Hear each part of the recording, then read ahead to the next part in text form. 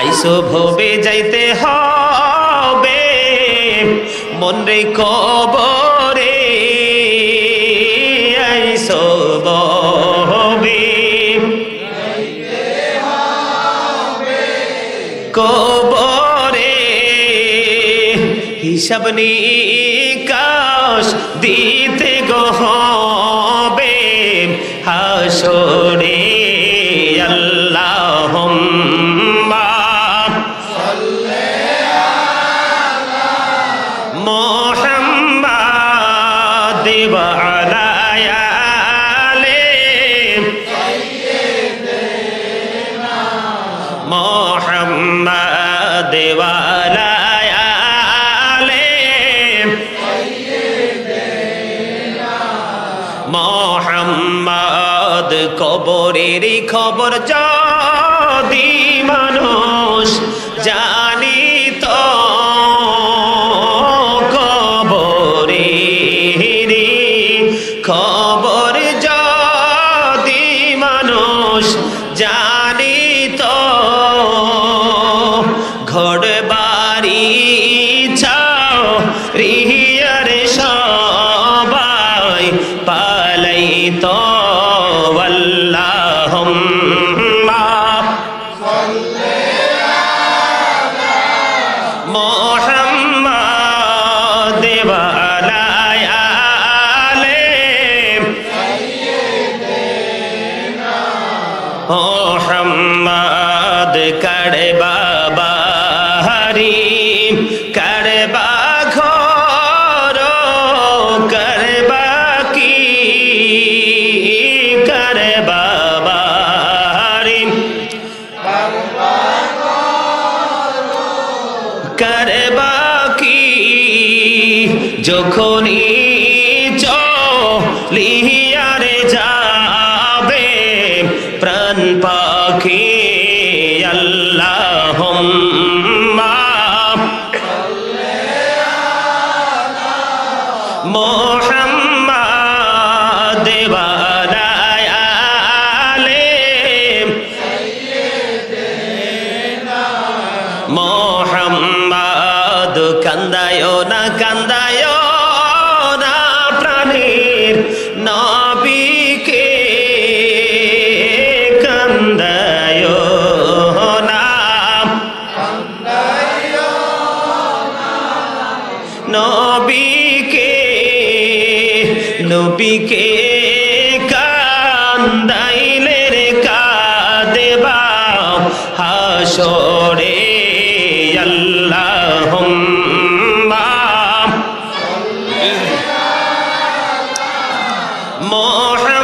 মুহাম্মাদ ওয়া আলা আলি সাইয়্যিদিনা মুহাম্মাদ এই দুনিয়ার মুসাফির খানা জানো না এই দুনিয়ার জানো না কত মানুষ আইল গেল রইল না আল্লাহুম্মা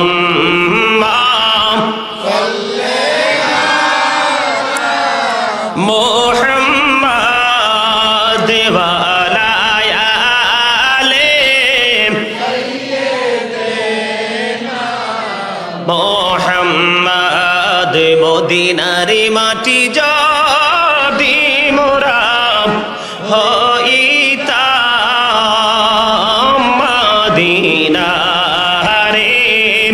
মাটি যদি মোরা হইতাম নূরে নবীকে বুকে লয়া রাখিতাম আল্লাহুম্মা সাল্লি আলা মুহাম্মাদ ওয়া আলা আলি সাইয়্যিদিনা জোরে জোরে আলহামদুলিল্লাহ। বন্ধুরে আমার, এই যে সভাপতি সাহেবের বাবা মা কেমন আছে আমরা কেউ জানি না, আমার দাদা দাদি কবরে কেমন আছে জানি না, আমার নানা নানু কবরে কেমন আছে জানি না। আদরের একটা ছোট্ট ভাই, তার নাম ছিল রবিউল আওয়াল, আমার মা বড় মহাব্বত করে রেখেছিল বন্ধু। এই ভাইটা কেমন আছে জানি না, তবে কোরআন হাদিসের আইন অনুযায়ী সে ইব্রাহিম খলিলুল্লাহর দায়িত্বে আছে। আর জোরে মহাব্বতে আপনার আমার আওলাদও কবরে চলে গেছে, এই খবর কিন্তু আমরা কেউ জানি না বন্ধু। আমি যেটা বলতেছিলাম, আল্লাহ দুনিয়াতে নেয়ামতের খবর দিয়েছেন, পরকালেও নেয়ামতের খবর দিয়েছেন। আজকে যে আমরা জিকির করেছি এটা কত বড় নেয়ামত জানেন কিনা জানি না বন্ধুরে আমার। আপনি আমি মিলাদ পড়তেছি, দরুদ পড়তেছি, আপনার আওলাদের কবরে জান্নাতি বাতাস বইতেছে। আর একটু মহাব্বতে আল্লাহর হাবিব যখন কবরের পাশ দিয়ে যাচ্ছিলেন, সাহাবাই কেরামদের কিনে, কবর কয়টা? দুইটা কবর। হঠাৎ করে নবী দাঁড়িয়ে গেলেন, হঠাৎ করে আমার আপনার প্রাণের নবী দাঁড়িয়ে গেলেন। দাঁড়িয়ে যাওয়ার পরে বন্ধ এবার কি করলেন নবী? খেজুরের একটা ডালকে ভেঙে দুইটা টুকরা করলেন, দুইটা টুকরো করে দুইটা কবরের উপরে ঘিরে দিল। ইয়া রাসূলুল্লাহ, ইয়া হাবিবাল্লাহ, নবী গো, এই কবরের উপর দুইটা খেজুরের ডাল কেন আপনি টুকরো করে ঘিরে দিলেন? নবী বলতেছেন, তাদের কবরের মধ্যে ভয়ঙ্কর আযাব চলতেছে। ইয়া রাসূলুল্লাহ, কেন গো, কেন গো? নবী বলতেছেন, একটা লোক প্রস্রাব করে ভালো করে পবিত্রতা অর্জন করত না, আর আরেকটা লোক ছিল, সে শুধু বন্ধু এই গীবত করে করে মানুষের শোক নষ্ট করতে। আছে না না? গীবত বলার মানুষ আছে না নাই? ওই সমস্ত মানুষের কারণে ঘরের শান্তি মারা যায়, পরিবারের শান্তি মারা যায়, মহল্লার শান্তি মারা যায়, ঠিক কিনা বলেন? আল্লাহর হাবিব বলেছেন, ওই দুইটা নষ্ট কাজের কারণে দুইটা কবরের আযাব চলতেছে। ইয়া রাসূলুল্লাহ, নবী গো, কিন্তু খেজুরের ডাল দুইটা টুকরো করে কেটে দেওয়ার কারণ কি? এবার আপনার আবার প্রাণীর নবী উত্তর দিয়ে দিয়েছেন, এই যে খেজুরের ডাল দুইটা ভেঙে ঘেরে দেওয়ার কারণ হলো, খেজুরের ডাল দুইটা যতক্ষণ পর্যন্ত এই কবর দুইটার উপরে সবুজ থাকবে ততক্ষণ আল্লাহর জিকির করবে, আর এই জিকিরের উসিলায় কবরবাসীর কবর আযাব কিছুটা হলেও আল্লাহ বন্ধ করে দিবে। জোরে জোরে বলেন না সুবহানাল্লাহ। আর জোরে। এই জন্য আমি প্রায় সময় বলি বন্ধু, বারে বারে ভাবি একা বসে নিরালাই রে, পাখি হলে ওরে যেতাম সোনার মদিনায় রে, সোনার মদিনায় রে। বলেন, বারে বারে ভাবি একা বসে নিরালাই রে, পাখি হলে ওরে যেতাম সোনার মদিনায় রে, সোনার মদিনায় রে। বুলবুলিরা কথা শোনো, ওরে যাও কোথায় রে, আমার সালাম খানে পৌঁছে দিও নবীজির রওজায় রে, নবীজির রওজায় রে। বারে বারে ভাবি একা বসে নিরালাই রে, পাখি হলে ওরে যেতাম সোনার মদিনায় রে, সোনার মদিনায় রে। বাংলাদেশের যত উম্মত হেদায়াত চাই রে, চাই রে শাফায়াত নবী, নবী মুস্তাফায় রে, নবী মুস্তাফায় রে বলেন বাংলাদেশের যত উম্মত হেদায়াত চায় রে, চায় রে শাফায়াত নবী নবী মুস্তাফায় রে, নবী মুস্তাফায় রে। জোরে জোরে মারহাবা। আমরা সবাই নবী শাফায়াত চাই না? কথা বলেন। যেটা বলতে চেয়েছিলাম, খেজুরের ডাল দুইটা আল্লাহর প্রিয় হাবিবের বরকতময় হাতের ছোঁয়ায় যতক্ষণ পর্যন্ত জিন্দা থাকবে, জিকির করবে, ততক্ষণ যদি কবর আযাব মাফ হয়, তাহলে আপনি আমরা যদি আমাদের কবরবাসীর জন্য কন্টিনিউ, আমরা যদি তাদের সুখের জন্য কাজ করি, তাহলে আমাদের কবরবাসী কবর আযাব বন্ধ হবে কিনা? হবে। আরো জোরে হবে, মহাব্বতে হবে। তাহলে আমরা আমাদের কবরবাসীর জন্য কি করব? হাদিয়া পাঠাবো। সেই হাদিয়া হলো কবরের পাশে যে জিয়ারত করলাম, এটাও হাদিয়া। কি? এটাও হাদিয়া। আজকের জান্নাতের বাগানে উপস্থিত হয়েছে, একজন আয়োজন করেছে, উপস্থিত হয়েছে আমরা অসংখ্য মানুষ, এটাও কিন্তু আমাদের আওলাদের জন্য হাদিয়া। ঠিক কিনা বলেন? কবর, কবর বড় ভয়ঙ্কর। কবর কি? এটাকে আমি বলছি? আল্লাহর হাবিব বলেছেন, আল কবরু রাউজাতুম মির রিয়াদিল জান্নাতি আও হুফরাতুম মিন হুফারিন নার। কবরটা জাহান্নামের একটা গর্ত হবে, জান্নাতের একটা টুকরা হবে। ঠিক কিনা বলেন? কিন্তু আমরা তো জানি না কে জান্নাতি কে জাহান্নামী। এই জন্য আমরা সবার জন্য কি করব? হাদিয়া পাঠাবো। তার মানে দোয়ার আয়োজন করব, দোয়া করব। কথা বলেন। সম্মানিত উপস্থিতি, আপনি যখন যেটা বলতে চেয়েছিলাম যে বাবা চলে যাওয়ার পরে, মা চলে যাওয়ার পরে কোন সন্তান উপরের দিকে ওঠে, আবার কোন সন্তান ধ্বংসস্তূপে পরিণত হয়। তার কারণ হলো একটা সন্তান বাবা মা চলে যাওয়ার পরে শুধু বাবা মার জন্য কি করে? হাদিয়া পাঠায়, সময় অসময় দোয়া করে, তাদেরকে স্মরণ রাখে। এই জন্য বাবা মার আত্মা খুশি। কি? বাবা মার আত্মা খুশি। আর আরেকটা সন্তান আছে যে তারা বাবা মা চলে যাওয়ার পরেও, যেটা বললাম টিভিতে আপনারা দেখেছেন, যে বাবার লাশ ফুলে গেছে, দুর্গন্ধ বের হয়েছে, তারপরে প্রিজন গাড়িতে উঠানো হয়েছে, তারপরেও কিন্তু মাটি দিতে পারে নাই, পুলিশ আসছে। এই ধরনের সন্তান কোনোদিন কি করতে পারে না? সফল হতে পারে না, সুখী হতে পারে না। কথা বলেন ঠিক কিনা? আমার চোখের সামনে, আমার এই ছোট্ট বয়সে, ছোট্ট জীবন, আমি দেখছি অনেক সন্তান নিঃস্ব হয়ে গেছে, আর অনেক সন্তান এইরকম হয়েছে যে নিজে তো খাইতেছে, তার থেকে অসংখ্য মানুষও খেয়ে বাঁচতেছে। আলহামদুলিল্লাহ বলেন। আমরা কি সেই রকম হতে চাই? সেই রকম যদি হতে চাই, তাহলে আমাদের কবরটা হবে অত্যন্ত নিয়ামত। সম্মানিত উপস্থিতি, আল্লাহ রাব্বুল আলামিন কি বিচারকদের মধ্যে শ্রেষ্ঠ বিচারক নয়? এই বিশ্বাস আসেনি? সূরা ৩ এর শেষ আয়াত, আলাইসাল্লাহু বিআহকামিল হাকিমিন। আল্লাহ বিচারকদের মধ্যে শ্রেষ্ঠ বিচারক। বিচারক না? এই বিশ্বাস আছে না নাই? যদি সেই বিশ্বাস থাকে, তাহলে আপনাদের সবার কাছে আমার অনুরোধ, কবরের বাজার সবাই করবেন।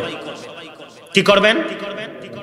পরকালীন বর্জখী জীবনের বাজার, মানে পরকালের বাজার, যেখানে আপনার ছেলে মেয়ে সন্তান সন্ততি কেউ আপনার আপন নয়, সেখানের বাজার আপনাকে করতে হবে। আর সেখানের বাজার করতে হলে সবচেয়ে বড় গুরুত্বপূর্ণ ভূমিকা রাখে কে? হক্কানি আলেমরা, হক্কানি আল্লাহর ওলিরা। বাজার করতে হলে তাদের সাথে প্রেম করতে হবে, তাদের সাথে শত্রুতা নয়। তাদের সাথে শত্রুতা করলে পাহাড় পরিমাণ নেক আমল করেও জাহান্নামে যেতে হবে। আপনাকে কেউ বাঁচাতে পারবে না। আল্লাহ বলছে ওরা হক্কানি আলেম হতে হবে, কিন্তু ভোল টোল ফতুয়া দেয়, লেখাপড়া জানে না, 5 পাস করছে বলে মুফতি, উল্টা পাল্টা ফতুয়া দেয়, এইরকম কাউকে কি করা যাবে না? অ্যাকসেপ্ট করা যাবে না। আপনি দেখবেন মেম্বার সাহেব, হক্কানি মুফতিদের কিন্তু যথেষ্ট অভাব। যারা সঠিক মুফতি, যাদেরকে বলা হয় এডুকেশন স্কলার, এই ধরনের মুফতি কিন্তু বাংলাদেশে যথেষ্ট অভাব। কিন্তু জাল মারলে, একটা জাল ফেললে কিন্তু মুফতির অভাব হবে না। এইরকম মুফতির সাথে আবার সম্পর্ক করা যেই মুফতি ভালো কোনটা মন্দ কোনটা রাইট কোনটা রং কোনটা সেটাই নিজেই বোঝে না, ঠিক কিনা বলেন? আরো জোরে। কেন বলেছি জানেন সম্মানিত উপস্থিতি? এই কথা বলার পিছনে অন্যতম কারণ হলো কি জানেন? এদিকে তাকান। আমাদের এই বর্তমান সমাজ কিন্তু বর্তমানে পৃথিবীর গোটা পৃথিবীর অবস্থা কিন্তু কিয়ামত একদম কাছাকাছি। কিয়ামত কিন্তু আমাদের খুবই কাছাকাছি। কেন জানেন? আল্লাহর হাবিব একবারে নিশ্চিত করে দিয়েছেন কিয়ামতের পূর্বক্ষণে পৃথিবীতে সবচেয়ে নিকৃষ্ট মানুষ হবে আলেমরা। কারা? আলেমরা। একজন মুসির কথাও কিন্তু বলেনি। একজন মুচি রাস্তার পাশে বসে বসে জুতা সেলাই করে, আমি কিন্তু মুসিকে কিন্তু ছোট করে দেখছি না। এই বর্তমান পৃথিবীর প্রেক্ষাপটে কিন্তু তাকে ছোটই করা হয়, তাকে আমরা ছোট চোখেই দেখি, ঠিক কিনা বলেন? ওই রকম ব্যক্তির কথাও বলে যারা বাথরুমের ময়লা পরিষ্কার করে, আমি তাদেরকেও ছোট্ট করে দেখছি না, কিন্তু এই পৃথিবীর প্রেক্ষাপট অনুযায়ী তাদেরকে মানুষ ছোট করে দেখে। ওই ব্যক্তির কথাও কিন্তু বলা হয় নাই, বলা হয়েছে আলেমের কথা। সাবধান, কিন্তু সাবধান, সেই আলেমের কথা বলা হয়েছে, কারণ সে তার নিজ স্বার্থের জন্য, নিজের দলীয়করণ করার জন্য মন গড়া ফতোয়া দিয়ে সাধারণ মানুষকে ধ্বংস করে দিবে। ওই সমস্ত আলেমগুলো থেকে আমাদেরকে পরিপূর্ণভাবে সাবধান হতে হবে। এটা কার নির্দেশ? এই সমস্ত আলেমরা কিয়ামতের আলামত নবী বলেছেন। আমার কথা কি আপনাদের বুঝতে অসুবিধা হয়? সম্মানিত উপস্থিতি, আমিও বাঁচতে হবে, আপনাদেরকেও বাঁচাতে হবে। আমিও বাঁচবো, আপনারাও বাঁচবেন। কথা বলেন ঠিক কিনা? আমি আপনাদেরকে বলে আজকে এসেছি যেহেতু, আমার কথা হলো আজকে আপনাদেরকে কিছু তথ্য দিব। যত তথ্য পাবেন ততই কিন্তু নিজে আমল করতে পারবেন। আমল আপনাদের দ্বারা আমল করা সম্ভব হবে, ঠিক কিনা বলেন? আমাদেরকে নিজেদের কবরের কথা ভাবতে হবে, আমাদেরকে আমাদের পরকাল মিজানের কথা ভাবতে হবে, আমাদেরকে ফুলছেরাতের কথা ভাবতে হবে। যেহেতু মৃত্যুবার্ষিকী উপলক্ষে আজকের এই মাহফিল, তাহলে আমাদেরকে সেই দিকে নজর। বন্ধুরে আমার, যদি আপনি মুমিন হতে পারেন, যদি আপনি আল্লাহওয়ালা হতে পারেন, আপনার জীবনটা হবে পরিপূর্ণ ধন্য।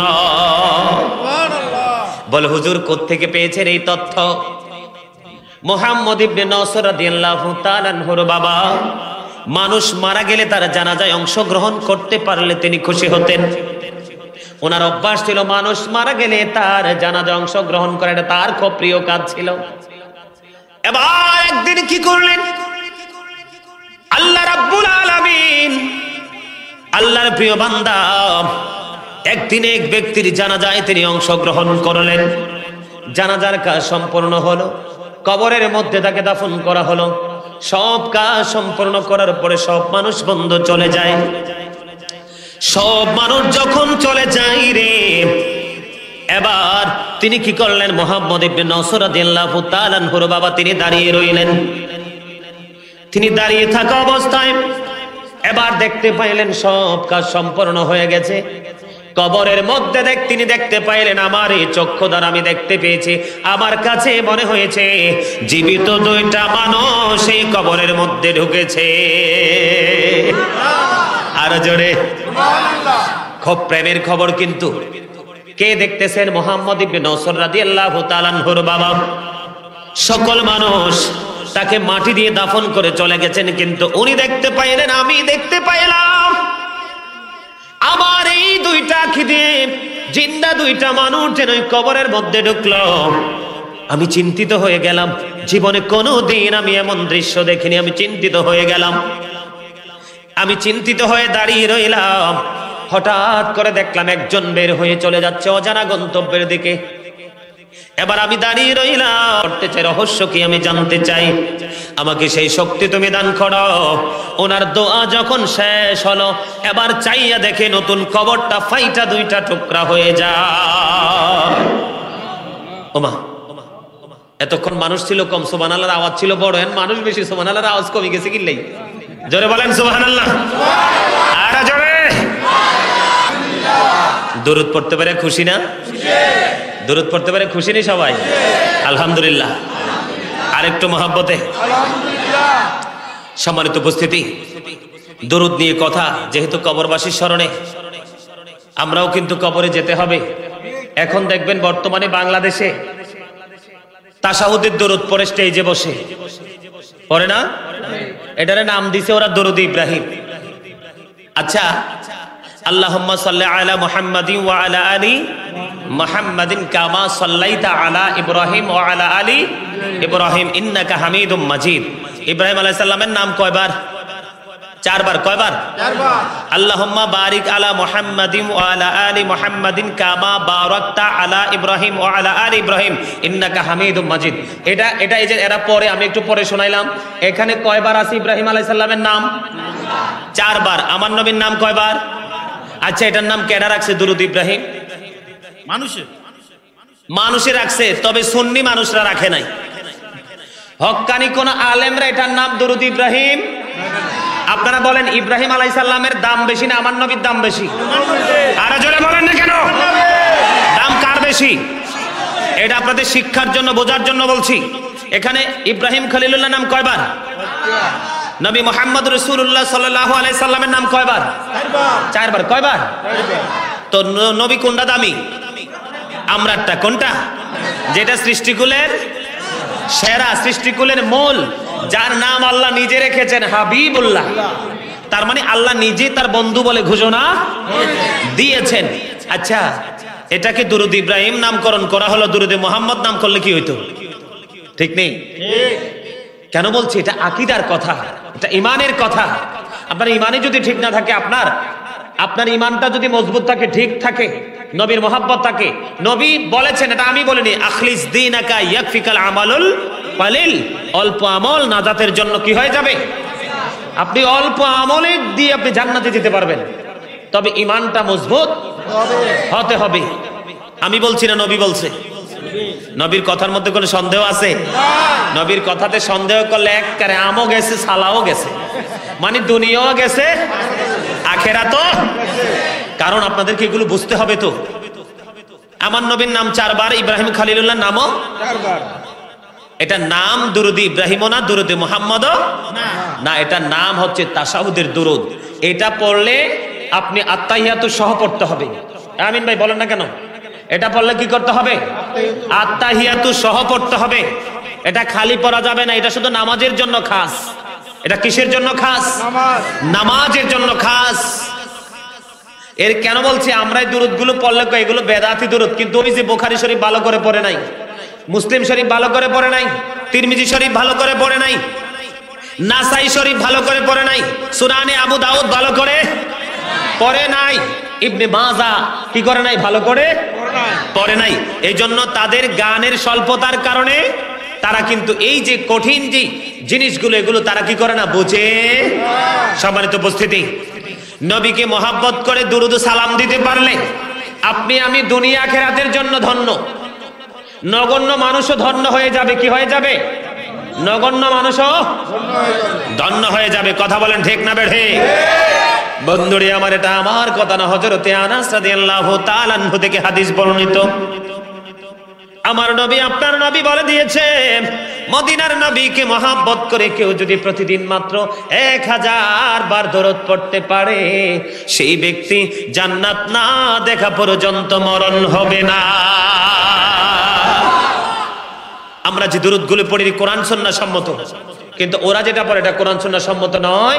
এটা হচ্ছে তাদের পূর্বপুরুষ থেকে মন গড়া কথা, মন গড়া কাজ। এই মিয়া, আল্লাহ রাসূল বলছে, তাদের নামাজ দেখলে তোমরা মনে করবে তোমাদের নামাজ হচ্ছেই না। তারা রোজা দেখলে তোমরা মনে করবে যে তোমাদের রোজা হচ্ছেই না। তাদের ইবাদতের ভাব দেখলে তোমাদের আমল নিয়ে তোমাদের নিজেদের প্রতি নিজেদের লজ্জাবোধ হবে, কিন্তু মনে রাখবে ওরা একটাও ঈমানদার নয়। এরা কোরআন পড়বে কিন্তু মুখেই থাকবে, সিনায় যাবে না। কি করবে না? এরাই কিন্তু কোরআন সুন্নাহর সঠিক আইনকে বিকৃত করে মন গড়া ফতোয়া দিয়ে সাধারণ মানুষকে জাহান্নামের দিকে ধাবিত করছে। আমি আপনাদেরকে বলবি, পূর্বপুরুষরা যেভাবে করে গেছে আপনারাও করবেন, সেই আইনের মধ্যে থাকবেন, বাইরে যাওয়ার কোনো দরকার। নতুন যুগের নতুন মানুষ, নতুন ফতোয়া, নতুন দলিল, নতুন দল। গজবও কিন্তু অত্যন্ত ডিজিটাল হয়ে নতুন হয়ে এসেছে। কথা বলেন, মুরব্বীদের জামানায় কি গজব ছিল? আরে মুরব্বী তো থাক দূরের কথা, আমি যখন এই যে তাদের মতো ছিলাম তখনও তো আমি এত গজব দেখি নাই। দুনিয়া মনে হয় যে রহমত বরকতে পরিপূর্ণ ছিল। কথা বলেন, কেন বলছি? যেহেতু আমরা কবরে যেতে হবে, আমাদেরকে সেই জায়গাগুলো ঠিক করে যেতে হবে। সম্মানিত উপস্থিতি, মনে রাখবেন, আপনি কবরে যাওয়ার পরে, যেহেতু কবরবাসীর স্মরণে কবর নিয়ে কথা, আপনি কবরে যাওয়ার পরে আমরা সবাই জানি সাধারণভাবে 3টা প্রশ্ন করা হবে। কয়টা? কিন্তু নবীর যারা সাচ্চা প্রেমিক তাদের প্রশ্ন হবে মাত্র একটা। কয়টা? মাত্র একটা। নবী তো সামনে থাকবে, ওনাকে চেনেন কিনা? আপনি উত্তর দেওয়া লাগবে না। আপনি উত্তর দেওয়ার আগে আমার আপনার প্রাণের নবী ডাক দিয়ে বলবে, ওগো আল্লাহ, এই গোলামকে তো আমি নবী চিনি গো, এটা আমি নবীর জন্য পাগল ছিল। আল্লাহ রাব্বুল আলামিন ডাক দিয়ে বলবে, রে ফেরেশতারা, আর কোনো কথা নয়, আমার হাবিব সাক্ষী দিয়েছে, তার কবরটাকে তুমি নূরে গুলজার করে দাও, জান্নাতি গালিচা তাদের কবরে বিছিয়ে দাও। নবীকে মহব্বত করে আপনি দরুদ পড়বেন। আপনার জুমার দিনে, মাত্র জুমার দিনে যদি 80 বার দরুদ পড়তে পারেন, আপনার 80 বছরের সগীরা গুনাহ আল্লাহ মাফ করে দেবে। সগীরা গুনাহ মানে ছোট গুনাহ, কবিরা মানে হলো বড় গুনাহ। আপনার 80 বছরের সগীরা গুনাহ আমার আল্লাহ মাফ করে দেবে। জোরে জোরে সুবহানাল্লাহ। তাহলে আমরা স্টেজে বসে, আমরা নামাজের বাইরে আমরা তাশাহুদের দরুদ পড়ব না। এটা নামাজের জন্য খাস। আর যদিও পড়েন তাহলে আত্তাহিয়াতু সহ পড়তে হবে, এটা মনে রাখতে হবে। কথা কি বুঝতেছেন বন্ধুরে আমার যে আলোচনাটা, মজার আলোচনাটা ছিল, এবার তিনি দেখতে পাইলেন কবর নতুন, কিছুক্ষণ আগে কবরটাকে কবরে দাফন করা হয়েছে। উনি নজর দিয়ে চায়া দেখলেন নতুন কবরটা ফাইটা 2টা টুকরা হয়ে গেছে। কবরটা ফেটে যেতে দেরি, বন্ধু, ওই যে একজন ছিল উনিও বের হতে দেরি হয় না। উনি বের হয়ে আবার ওনার গন্তব্যের দিকে যখন রওনা দিলেন, রওনা দেওয়ার পরে ওনাকে প্রশ্ন করা হলো, আপনি কে গো? আপনারা 2 জন এসেছিলেন, একজন অনেক আগেই চলে গেছে, আপনি এখনো পর্যন্ত কবরে আছেন, আপনি এখন চলে যাচ্ছেন, আপনারা কে? আমার পরিচয়টা একটু জানতে হবে। এবার উনি উত্তর দিয়ে দিয়েছেন, আমরা পৃথিবীর কোনো মানুষ নই, আমরা পৃথিবীর কোনো মানুষ না রে, আমরা হলাম আল্লাহর পাঠানো রহমতের ফেরেশতা। আর জোরে বলেন না সুবহানাল্লাহ। আমরা কি ফেরেশতা? কয় আপনারা কবরে এসেছেন কেন? এই কবরে আসার মানে কি? ওই কবরে আসার মানে হলো কবরবাসীর জন্য স্পেশাল আরেকটা তথ্য বন্ধু দিলাম আপনাদেরকে। কয় কবরে আমরা আসিনি, আল্লাহ রাব্বুল আলামিন আমাদেরকে পাঠিয়েছেন। যিনি ইন্তেকাল করেছেন, মৃত্যুবরণ করেছেন, উনি হলেন আল্লাহর একজন প্রিয় বান্দা। ঈমান এবং আকীদা তার মজবুত ছিল, আমল তার সঠিক ছিল। এই ব্যক্তিটা যখন ইন্তেকাল করলো, আল্লাহ রাব্বুল আলামিন আমাদেরকে নির্দেশ দিয়েছে, তোমরা চলে যাও পৃথিবীর জমিনে। আমার ওই বান্দাকে যখন কবরে রাখা হবে, সে যদি ফেরেশতাদের প্রশ্নের জবাব দিতে যদি সে না পারে, তোমরা তার পক্ষ থেকে তাকে প্রশ্নের জবাব শিখাইয়া দিও। ও বন্ধু, কবরে যেতে হলে রে ওই রকম প্রেম নিয়ে বন্ধু কবরে যেতে হবে। তাহলে আপনার কবরে থাকা যায় হাসরের মাঠে, আপনার জন্য কোনো কিছুতেই কোনো ভীতি থাকবে না। ঠিক কিনা বলেন? আরেকটু মহব্বতে এইরকম ভাবে কাজ করতে রাজি আছেন না নাই? মৃত্যুবরণ করতে হবে বন্ধু, মৃত্যু থেকে কেউ আমরা বাঁচতে পারবো না, এটাকে ইনশিওর করেছেন আল্লাহ, কুল্লু নাফসিন যায়কাতুল মাউত। ঠিক কিনা বলেন? আর জোরে আল্লাহ রাব্বুল আলামিন বলে দিয়েছেন এই মৃত্যুর কথা, যার প্রাণ আছে তাকে বিদায় হতেই হবে। ঠিক কিনা? আরো জোরে কি হতে হবে? বিদায় হতে হবে। আপনারা যদি নোংরামি করেন, সত্যকে গোপন রাখেন, মিথ্যাকে গোপন রাখেন, পৃথিবীর লোভের জন্য, প্রেমের জন্য, ভালোবাসার বন্ধনের জন্য সত্যকে গোপন করে যদি জীবন যাপন করেন, সবার কাছ থেকে পার পাইল বন্ধু, মৃত্যুর পরে পার পাওয়া যাবে না। তার মৃত্যুটাই হবে অত্যন্ত বিভীষিকাময়। আপনারা জানেন কিনা মৃত্যু নিয়ে কথা, কবর নিয়ে কথা, কবরবাসী নিয়ে কথা। বন্ধুরে আমার, পাপী লোকের আত্মা কবজ করার আগে গজবের ফেরেশতারা কুদরতি চট নিয়ে পৃথিবীতে আসবে। তোমরা চট নিয়ে কেন এসেছ প্রশ্ন করা হলো। চটটা আনার কারণ হলো নারী হোক, পুরুষ হোক, যুবক হোক, যুবতী হোক, এই চট নিয়ে আসার কারণ হলো গোটা পৃথিবীর প্রাণীগুলো যদি ইন্তেকাল করে, ইন্তেকাল করার পরে তাদের ডেড বডিগুলো যদি একটা জায়গায় ময়লা স্তূপের মতো স্তূপ করে রাখা হয়, সবগুলো পচে দুর্গন্ধ হয়ে যাবে। কথা বলেন না কেন? কি হয়ে যাবে? পচে দুর্গন্ধ হয়ে যাবে। হাদিস শরীফের মধ্যে সে যে বন্ধ কিতাব প্রমাণ করেছে, একটা ব্যক্তি সবগুলো প্রাণীকে একত্রিত করার আগে সবগুলো পচার পরে যে দুর্গন্ধটা বের হবে, একটা পাপী লোকের আত্মা যখন দেহ থেকে বের করা হবে তার চেয়ে বেশি দুর্গন্ধ বের হবে। এই দুর্গন্ধ বের হওয়ার পরে ও বন্ধু, এই দুর্গন্ধ বের হবে। এই কারণে আল্লাহ রাব্বুল আলামিনের কুদরতি চট নিয়ে ফেরেশতারা পৃথিবীর বুকে কদম দেবে। যে পাখিটা বের করতে দেরি, ওই কুদরতি চট দিয়ে এই আত্মাটাকে মোড়ানো হবে। জোরে জোরে বলেন না নাউজুবিল্লাহ। তার সমস্ত বডি কি, সমস্ত বডি অঙ্গ প্রত্যঙ্গে লুকানোর চেষ্টা করবে আত্মা। কোথাও তো লুকানোর সুযোগ নাই। একটা শিখ ভিতরে ঢুকাইয়া কি কইরা, ভিতরে ঢুকাইয়া কাঁটাযুক্ত একটা শিখ ভিতরে ঢুকাইয়া মুসরাইয়া টান দিলে যেমনি ছিঁড়ি ছিঁড়ি টুকরো টুকরো হয়ে ক্ষত বিক্ষত হয়ে যেমনি ভাবে ভিতর থেকে চামড়াগুলো ছিঁড়ি টুকরো টুকরো হয়ে যেমনি ভাবে বের হয়ে আসবে, পাপী লোকের মৃত্যুটাও বন্ধ এমনই হবে। জোরে জোরে নাউজুবিল্লাহ। বাঁচতে পারবেন? আরো জোরে বলেন। কিন্তু তার বিপরীত দিক জান্নাতীদের দিকে যদি নজর দেন, ফেরেশতারা জান্নাতি পোশাক নিয়ে আসবে। কি নিয়ে আসবে? জান্নাতি পোশাক নিয়ে আসবে। ওই মুমূর্ষু ব্যক্তি যার জীবনের শেষ সময়, অন্তিম সময়, উনি জান্নাতের পোশাকের দিকে তাকায় থাকবে, জান্নাতের পোশাক পরার জন্য পাগল হয়ে যাবে। ওই দিক দিয়ে ফেরেশতারা কৌশলে তার দেহ থেকে প্রাণ পাখি বের করে নিয়ে যাবে। বন্ধুরে আমার, আল্লাহওয়ালা লোক, বুজুর্গ লোক, তার নেয়ামতের কোনো শেষ নাই। হাতের দিক দিয়ে কি করবে? প্রাণ পাখি বের করার চেষ্টা করবে মৃত্যুদূত। হাত এবার ডাক দিয়ে বলবে, না না, আমার দিকে আগায় আইসো না। সারাটা জীবন এই হাত দিয়ে তিমের মাথায় হাত বুলিয়েছি, এই হাত দ্বারা কত দান করেছি, এই হাত দ্বারা প্রত্যেকটা ভালো কাজে আমি অংশগ্রহণ করেছি। এবার মৃত্যুদূত হাতের দিকে আক্রমণ করতে পারবে না, হাতের কাছে এসে ব্যর্থ।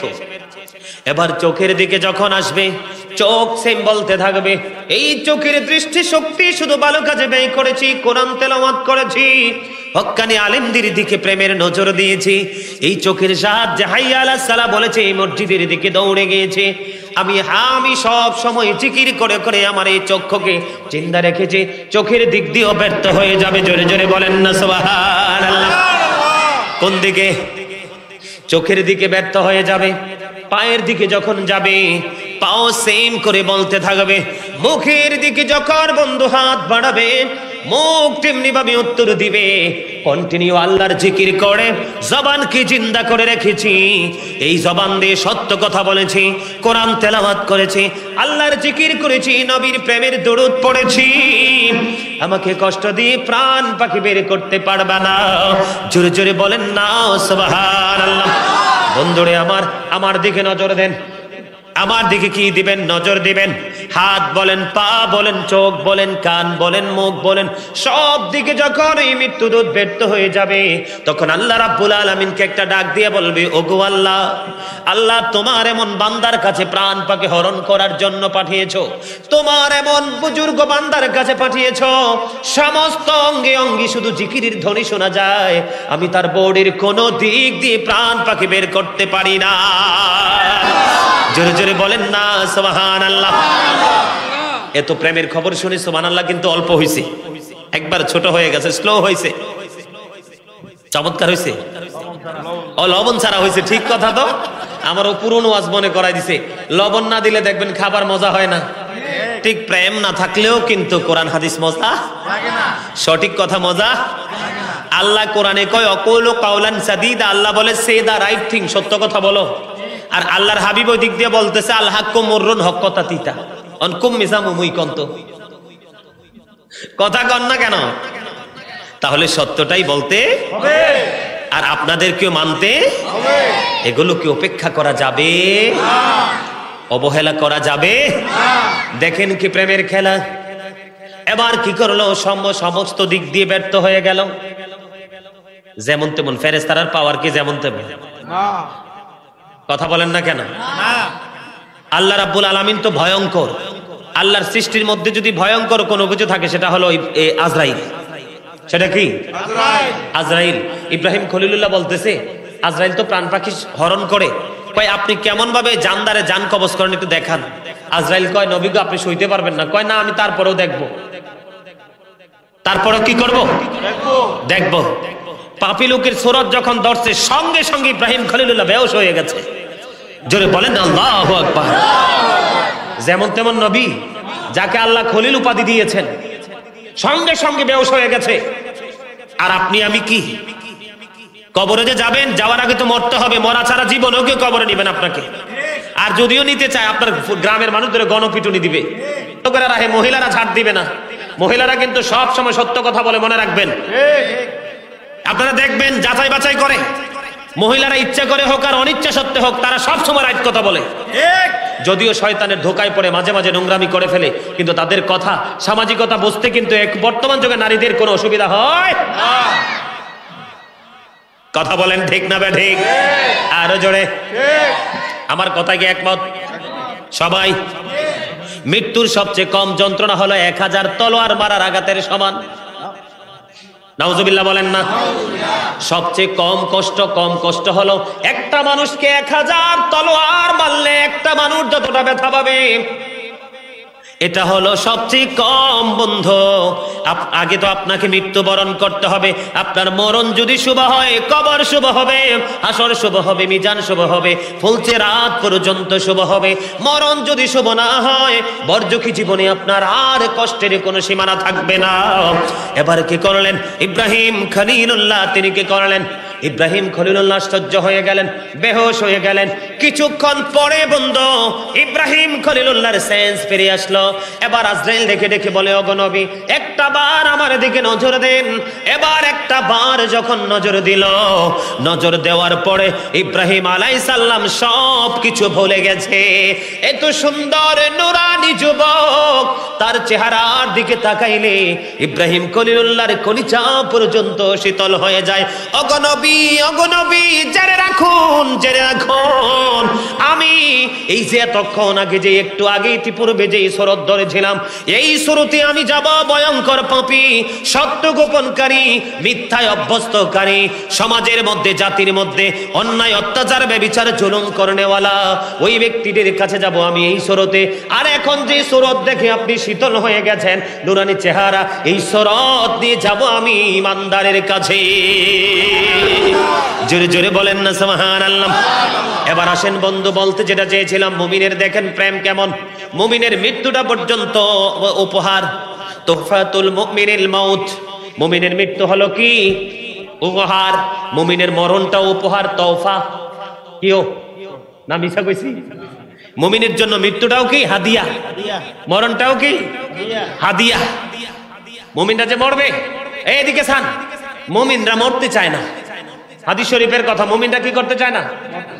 আল্লাহ ডাকি ডাকি কি বলে জানেন? আল্লাহ কয় আমার মুমিন বান্দা মরতে চায় না, আর আমি আল্লাহ চাই আমার মুমিন বান্দা পৃথিবীতে থেকে কষ্ট পাক, এটা আমি চাই না। সুবহানাল্লাহ বলেন না কেন? মুমিনরা কি করে না? মৃত্যুবরণ করতে চায় না। আল্লাহ কয় আমার প্রিয় বান্দা পৃথিবীতে বেঁচে থেকে লাঞ্ছিত হবে, অপমানিত হবে, এটা আমি আল্লাহ সইতে পারবো না। এই জন্য মৃত্যুটাও তাদের জন্য হাদিয়া। ওই মৃত্যুকে হাদিয়া স্বরূপ করে আমি তাকে আমার কাছে নিয়ে আসি। কবরে যাইতে দেরি, কোরআন প্রমাণ করেছেন, ইনদা রাব্বিহিম ইউরযাকুন, দে রিসিভ ফুড ফ্রম আল্লাহ। কবরে যাওয়ার পরে বন্ধু নবীর সাথে তাদের মোলাকাত হবে, প্রেমের আলাপ হবে। আল্লাহ রাব্বুল আলামিন তার জন্য জান্নাত থেকে খাবার পাঠিয়ে দিবে। দেখেন না মুমিনের মৃত্যুটা কেমন। আজরাইল হাত পা চোখ কান নাক কোন সব দিকে চেষ্টা করে ব্যর্থ হলো। ব্যর্থ হওয়ার পরে এবার আল্লাহ রাব্বুল আলামিনকে একটা ডাক দিল, ওগো আল্লাহ, তোমার বান্দার সমস্ত অঙ্গে প্রত্যঙ্গে শুধু জিকির আর জিকির, কোনোভাবে তার প্রাণ পাখি হরণ করতে পারি না গো আল্লাহ, এখন কি করব? আল্লাহ রাব্বুল আলামিন বলতেছেন, এইভাবে আমার প্রিয় বান্দার প্রাণ পাখি বের করতে পারবা না, জান্নাতে চলে এসো। জান্নাত থেকে একটা ফল হলো সেব ফল, ওই ফলটা তুমি যখন নিয়ে আসবে আমার প্রিয় বান্দার সামনে যখন তুমি ধরবে, তখন সুঘ্রাণ তার ভিতরে প্রবেশ করবে। তুমি দেখতে পাবে মনে হবে যেন ভিতর থেকে পানি বের হচ্ছে, ওই পানির সাথে তার প্রাণ পাখিটা বের হয়ে আসবে।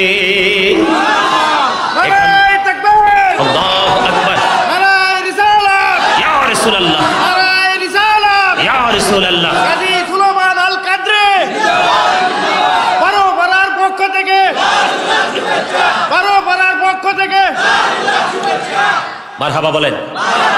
দেখেন মুমিনের জন্য কেমন প্রেম, কত বড় নিয়ামত। এবার কিন্তু বডি কোথায়? ঘরে। আত্মা কিন্তু নিয়ে নিয়েছে। ওই বন্ধু এক এক করে বন্ধু তার প্রাণ পাখি, প্রথম আসমান, দ্বিতীয়, তৃতীয়, চতুর্থ আসমান, ফেরেশতারা তার ওই প্রিয় বান্দার প্রাণ পাখি নিয়ে বন্ধু ঊর্ধ্ব জগতের দিকে যখন রওনা দিবে, আল্লাহ রাব্বুল আলামিন ডেকে ডেকে বলবে, রে আমার বান্দারা, আমি তো তার দেহে প্রাণ পাখি দিয়েছি। প্রাণ পাখি দেওয়ার পরে আবার বের করার ব্যবস্থা করেছি, বের করার পরে আবার কবরে রাখার ব্যবস্থা করেছি। সেটা হলো কি, মিনহা খালাকনাকুম ওয়া ফিহা নুঈদুকুম ওয়া মিনহা নুখরিজুকুম তারাতান উখরা। ঠিক কিনা বলেন? এটা হলো কোরআনের কথা। মানুষ মারার পরে কি বলে? বিসমিল্লাহি ওয়া আলা বিল্লাতি রাসূলিল্লাহ। ঠিক কিনা বলেন? লাশ এদিক দিয়ে রাসূলের মিল্লাতে, রাসূলের হাতে দিয়ে দিলাম। আল্লাহ রাব্বুল আলামিন বন্ধুকে করে, ওই আল্লাহ রাব্বুল আলামিন বলবে তার পাখি নিয়ে পৃথিবীতে চলে যাও। আবার তার পাখি নিয়ে বন্ধু পৃথিবীতে চলে আসবে। এই দিক দিয়ে দেখবে তার আওলাদ তাকে গোসল দিয়ে কাপন পরিয়ে কবরের দিকে রওনা হলো। কবরে যাওয়ার পরে ওই ফেরেশতারা তার প্রাণ পাখিটা বন্ধু কবরে নিয়ে যাবে। আমরা সাধারণভাবে সবাই জানি যে মানুষ ইন্তেকাল করার পরে প্রশ্ন করার জন্য বন্ধু মুনকার নাকির কবরে যায়। না না বন্ধু, তারা ফার্স্ট ফেরেশতা নয়, তাদের আগে আরেকটা ফেরেশতা ওই মৃত্যু ব্যক্তির কবরে গমন করে। ওই ফেরেশতার নাম হলো রহমান। ওই ফেরেশতা বন্ধু কবরে যাবে, যাওয়ার পরে বন্ধু বলবে, তুমি তোমার কর্মগুলো লেখো। বন্ধু তখন মুমিনরা কি করবে? সবগুলো ভালো কর্ম তার নিজের হাতে লিখবে। লেখার পরে তার গলার মধ্যে সেই লিপিবদ্ধ করা জিনিসটাকে ঝুলিয়ে দিবে। আর পাপীরা লিখতে চাইবে না। কি করতে চাইবে না? পাপীরা লিখতে চাইবে না, বলবে আমার শরম করে। নাউজুবিল্লাহ বলেন। কি করে?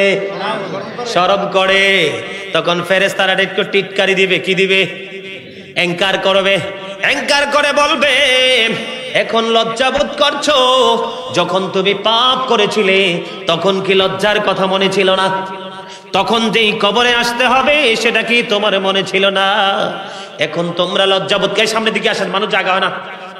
সবাই একটু সামনের দিকে আসেন। এই আসো আসো, সামনে আসো সবাই সবাই সবাই সবাই। ইয়া রাসূলুল্লাহ ইয়া হাবিবাল্লাহ ইয়া রাসূলুল্লাহ ইয়া হাবিবাল্লাহ ইয়া রাসূলুল্লাহ ইয়া হাবিবাল্লাহ আমার মতের নিদান কালে আমার শিয়রে দেখিব আপনাকে নয়ন ভরে। ইয়া রাসূলুল্লাহ ইয়া হাবিবাল্লাহ ইয়া রাসূলুল্লাহ ইয়া হাবিবাল্লাহ গোসল করাইয়াম কাফন পরাইয়াম যখন রাখিবি কবরে শোয়াইয়াম লইও গো কোলে গোলাম বলিয়াম। ইয়া রাসূলুল্লাহ ইয়া হাবিবাল্লাহ ইয়া রাসূলুল্লাহ ইয়া হাবিবাল্লাহ শুনেছি হাদিসে দেখিলে আপনাকে জীবনের গোনা ঝরিয়া পড়ে দিও গো দেখা দয়া করে। ইয়া রাসূলুল্লাহ ইয়া হাবিবাল্লাহ ইয়া রাসূলুল্লাহ ইয়া হাবিবাল্লাহ আসসালাতু ওয়াসসালামু আলাইকা ইয়া রাসূলুল্লাহ। ওয়াজে সবাই খুশি না বেজার? কে কে খুশি? হাত তুলে দেয় দেব সবাই। মাশাআল্লাহ, আলহামদুলিল্লাহ। হাত থামান। আরেকটু ওয়াজ করতাম না, শেষ করে দিতাম। হ্যাঁ আরেকটু। মেম্বার সাহেব কি কর? সভাপতি সাহেব কি কর? আরেকটু ওয়াজ করতাম। আরেকটু। আচ্ছা ঠিক আছে, আলহামদুলিল্লাহ। 12 পারা আইতে কোনোদিন আমি সময়ের দিকে চাই আইছি না। আলহামদুলিল্লাহ, আরো জোরে আলহামদুলিল্লাহ। এখন এই নেগেটিভ এবং পজিটিভ, ভালো এবং মন্দ, পাপী এবং নেককার, এদেরকে একটু চিনার দরকার আছে না? এদের কি অবস্থা হবে দুনিয়া এবং আখিরাতে একটু জানার দরকার আছে না? আমি কিন্তু একটু কোড আকারে, পয়েন্ট আকারে কিন্তু আমি আপনাদেরকে বলছি, একবারে লাগাতার কিন্তু আমি বলি নাই। আপনাদেরকে যেটা বলতে চেয়েছিলাম, এদিকে তাকান। পাপীরা লিখতে চাইবে না, কি করতে চাইবে না? বাবারে বাবা, কি যে মাইরটা দিব তখন। মায়ের কিন্তু দুনিয়ার মায়ের মতো নয়, কথা বলেন। মাইরটা কি দুনিয়ার মায়ের? কি যে মাইরটা দিব তখন বলবে হ্যাঁ, মাইটের খাইয়া দেখে যে বাঁচার অভাব নাই। আমার কিন্তু আপনাদের অনেক ওয়াজ, আপনাদের আমি বিশ্বাস করি যারা নবীর প্রেমিক, যারা মন থেকে আমাকে ভালোবেসেছেন, আমি মনে করি সবারই ওয়াজ মুখস্থ হয়ে গেছে, জীবনে আর ওয়াজের প্রয়োজন হবে না, এটা আমার বিশ্বাস। যেটা হলো কেমন, ওই যে বলছিলাম বাঁচারও কোনো সুযোগ নাই, পালাইবারও সুযোগ নাই, বাঁচারও সুযোগ নাই, পালাইবারও সুযোগ নাই, মরারও। এটাকে আমি কইছি? লা ইয়ামুতু, মরার সুযোগ নাই। People will not die that day ফিহা ওয়ালা ইয়াহইয়া, বাঁচার সুযোগ নাই। People will not be able to live that day ওমা হুম আনহা বিগাইবিন, people will not be able to escape that day, সেখান থেকে পালাইবারও কোনো সুযোগ নাই। বলে হুজুর, রহমান ফেরেশতার কাজটা কি গো? রহমান ফেরেশতা এসে বন্ধু কি করবে? আপনার জীবনের সকল কর্মগুলো আপনার হাত দ্বারা লিখিত করাবে। কি করাবে? আপনার ওই দুনিয়াতে আপনি কাউকে দোষী করবেন এমন কোনো সুযোগ নাই।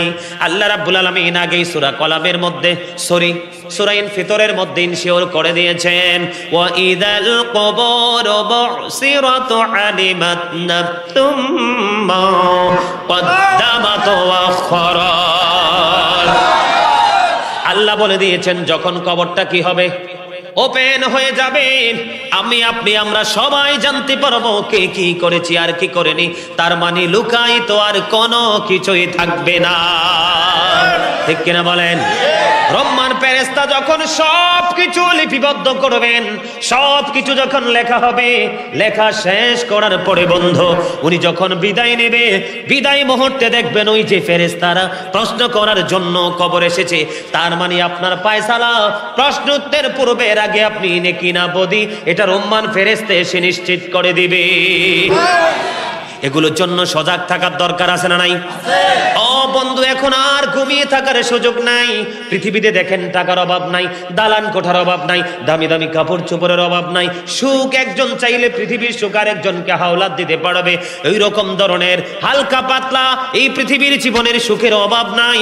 অভাব শুধু হলো বন্ধু আল্লাহ এবং আল্লাহর হাবিবের প্রেম এবং রহমতে, ঠিক কিনা বলেন? এখানে আপনারা বলেন, বাড়ি বাড়ি ঘুরে দেখেন কয়টা মুরব্বী সুস্থ আছে? বাড়ি বাড়ি ঘরে দেখেন, ঘরে ঘরে ঘুরে দেখেন কয়টা ফ্যামিলিতে সুখ আছে? এই সুখ শুধু আমরা নষ্ট করেছি। আল্লাহ বলেছেন, আল্লাহ ডাজন্ট লাইক দ্য আনজাস্ট, আল্লাহ রাব্বুল আলামিন জালেমকে নাকি কি করে না, পছন্দ করে না। Allah doesn't wrong his slave, Allah মানুষের উপর জুলুম করে না। We are the ones who do wrong, Allah বলেছেন বান্দা নিজেই নিজের উপর জুলুম করে। সূরা ইউনূস, কোরআন শরীফটা আনলে এখন খুলে দেখাতে পারবো। সূরা ইউনূসের 44 নম্বর আয়াতে আল্লাহ বলেছেন, ইন্নাল্লাহা লা ইয়াযলিমুন নাসা শাইআন ওয়ালাকিন্নান নাসা আনফুসাহুম ইয়াযলিমুন। তাহলে দোষ কি কাউকে দিতে পারবো? কথা বলেন না কেন? দোষ দেওয়ার কোনো সুযোগ আছে নি? ও বন্ধু, কবরে কতদিন থাকবা তোমরা জানো না। শুধু যেই ব্যক্তিটা কিয়ামতের আগের দিন ইন্তেকাল করবে, কোন দিন? কিয়ামত অনুষ্ঠিত হওয়ার আগের দিনও যে ব্যক্তিটা ইন্তেকাল করবে, ওই ব্যক্তিটার কাছেও মনে হবে তিনি যেন 50,000 বছর কবরে ছিল। আর যারা হাজার হাজার বছর আগে, শত শত বছর আগে যারা ইন্তেকাল করেছে পাপ করে, তাদের উপায় কি রে? তাদের উপায় কি? তাদের তো কোনো উপায় নাই। এই দুঃখ কাউকে শেয়ারও করতে পারে না, এই দুঃখের ভাগও কাউকে দিতে পারে না। সৎ কোনো সন্তান পৃথিবীর বুকে রাইখা যায় নাই। জোরে জোরে বলেন না, ঠিক কিনা? বন্ধুরে আমার, আপনারা যদি আমার আলোচনা শুনতে চান, আপনাদেরকে আমি আরো একটু করে তথ্য দেব। সেই তথ্যটা হলো, বর্তমান সময়ে দোকানদারের টাকা মারতে বেশি পছন্দ করে কাস্টমার। হাসবেন না কিন্তু, গুরুত্বপূর্ণ কথা। আল্লাহ সূরা রহমানের মধ্যে কি বলেছেন? ওয়াকিমুল ওয়াজনা বিল কিসতি ওয়ালা তুখসিরুল মিজান। আল্লাহ বলেছেন ন্যায্য ওজন কায়েম করো, ওজনে কম দিও না। ওজন বলতে বন্ধু বিচার বলেন, বিচার বুঝছেন নি? সামাজিক বিচার বলেন, পারিবারিক বিচার বলেন, দুনিয়া আখিরাতের বিচার বলেন, সব ধরনের ওজনের কথা বলা হয়েছে। যে ধান পাল্লিতে উঠাইয়া মাপলাম এই বিচারের কথা বলা হয়নি, বিবেকের বিচারের কথা বলা হয়েছে। ঠিক কিনা বলা? আমি কেন বলছি? হাদিস শরীফের মধ্যে এসেছে আল্লাহর হাবিবকে এক ব্যক্তির জানাজা পড়ানোর জন্য যখন ডাকা হলো, আল্লাহর হাবিব প্রশ্ন করলো ওই ব্যক্তিটা কারো কাছে ঋণগ্রস্ত আছে কিনা। তখন নবীকে প্রশ্ন করা হলো, নবীকে ইনফর্ম করা হলো, ইয়া রাসূলুল্লাহ ওই ব্যক্তিটা 2 দিরহাম মাত্র ঋণী। কয় দিরহাম? তার মানে আমাদের এই যুগে বলা হয় 2 টাকা। ভারতে যদি যান বলবে ওরা 2 রুপি। কয় রুপি? কথা বলেন না কেন? আমেরিকান লন্ডনীদের ক্ষেত্রে যদি বলা হয় 2 ডলার। কথা বলেন না কেন? এটাকে ইউএস ডলার বলা হয়। ঠিক কিনা বলেন? আমরা বাঙালি বলি 2 টাকা। কয় টাকা? 2 টাকা। মাত্র 2 টাকা একজন ওনার কাছে পাবে। হাদিস শরীফের ভাষা কয় টাকা? মাত্র 2টি টাকা। ওই ব্যক্তিটা ঋণগ্রস্ত। তখন নবী জানিয়ে দিল, রে আমি নবী ওই ব্যক্তির জানাজা পড়তে পারবো না, কারণ আমি নবীও যদি তার জানাজা পড়ি এই জানাজায় তার জন্য কোনো বরকত হবে না। এই নবীর জবান মোবারক থেকে কঠিন এই বার্তা শুনে, কঠিন এই খবর শুনে, কঠিন এই হুঁশিয়ারি দেখে তখন বন্ধু হযরতে কাতাদা রাদিয়াল্লাহু তাআলা আনহু বলল, ইয়া রাসূলুল্লাহ, ইয়া হাবিবাল্লাহ, আমি ওয়াদা দিলাম নবী গো, ওই ব্যক্তির 2 টাকা ঋণ আমি পরিশোধ করব। তখন ওই ব্যক্তির ঋণ যখন ওই কাতাদা রাদিয়াল্লাহু তাআলা আনহু মাত্র 2 টাকা ঋণ পরিশোধ করার যখন সিদ্ধান্ত নিয়ে নিলেন, তখন আমার নবী তার জানাজা পড়িয়েছেন। এখান থেকে মনে হয় আপনি মৃত্যুর আগে যদি কারো কাছে ঋণী থাকেন, কোনো না কোনো ভাবে যদি আপনি ঋণী থাকেন বন্ধু, ইমাম সাহেব হয়তো গায়ের জোরে জানাজা পড়িয়ে দিবে, কিন্তু এই জানাজা দিয়ে কোনো ফায়দা হবে না। বর্তমানে দোকানদার ব্যবসায়িকরা চায় বন্ধু, আমার কথাগুলো মেনে চলবেন আপনারা, বর্তমান যুগে দোকানদাররা চায় কাস্টমারকে ঠকাইতে, তবে সব দোকানদার না। কথা বলেন না কেন? কাস্টমাররা চায় বন্ধু দোকানদারের টাকা মেরে দিতে, তবে সব কাস্টমার না। ঠিক কিনা বলেন? আজকে আমি একটা এক্সাম্পল দিব। এই যে আমি গাজী সোলাইমান খন্দকারে যান, গোল্ডেন টাওয়ারে যান, সাইবার ট্রেড সেন্টারে যান, আমাদের বন্ধু সাত্তার খান কমপ্লেক্সে যান, লোকাল মার্কেটগুলোতে যান, অসংখ্য ভক্তরা, আমার অসংখ্য ভক্তবিন্দু আছে বন্ধু পুরো শহরে। আমি যাইলে ছদ্মবেশে যাই, একবারে নরমাল বেশে যাই, কেউ যেন আমাকে চিনতে না পারে। কারণ যখন শহরে ঢুকি সালাম আর বসতে বসতে সময় মাইনাস, কাজ করার কোনো সুযোগ থাকে না। আমার জীবনে কোনোদিন আমি কোনো মাল আমি দাম দর করে কোনোদিন কিনিনি। তার কারণ হলো আমার জীবনের টার্গেট হলো আমি কারো কাছে কোনোদিন ঋণী থাকবো না। আমি চাই অসংখ্য মানুষ আমার কাছে ঋণী থাকো। ঠিক কিনা বলেন? আজকে আপনাদেরকে আমার গোপন তথ্য ফাঁস করে ট্রেনিং দিয়ে দিলাম। সব সময় মনে রাখবেন আপনার কাছে যেন মানুষ ঋণী থাকে, আমি যেন কারো কাছে ঋণী না থাকি বন্ধু। কারণ আপনি 1 টাকা করে যদি ঋণ বিলাইতে থাকেন, আপনার আমল নামায় হজের সওয়াব আছে, জাকাতের সওয়াব আছে, এতিমদের মাথায় হাত বোলানোর সওয়াব আছে, অনেক দানের সওয়াব আছে, নামাজ রোজা ইবাদতের সওয়াব আছে। বুখারী মুসলিম থেকে হাদিস, আল্লাহর হাবিব বলেছেন মিসকিনকে গরিবকে তোমরা বলো। এবার সাহাবীরা বলল, ইয়া রাসূলুল্লাহ, যাদের টাকা পয়সা ধন দৌলত নাই তারা গরিব।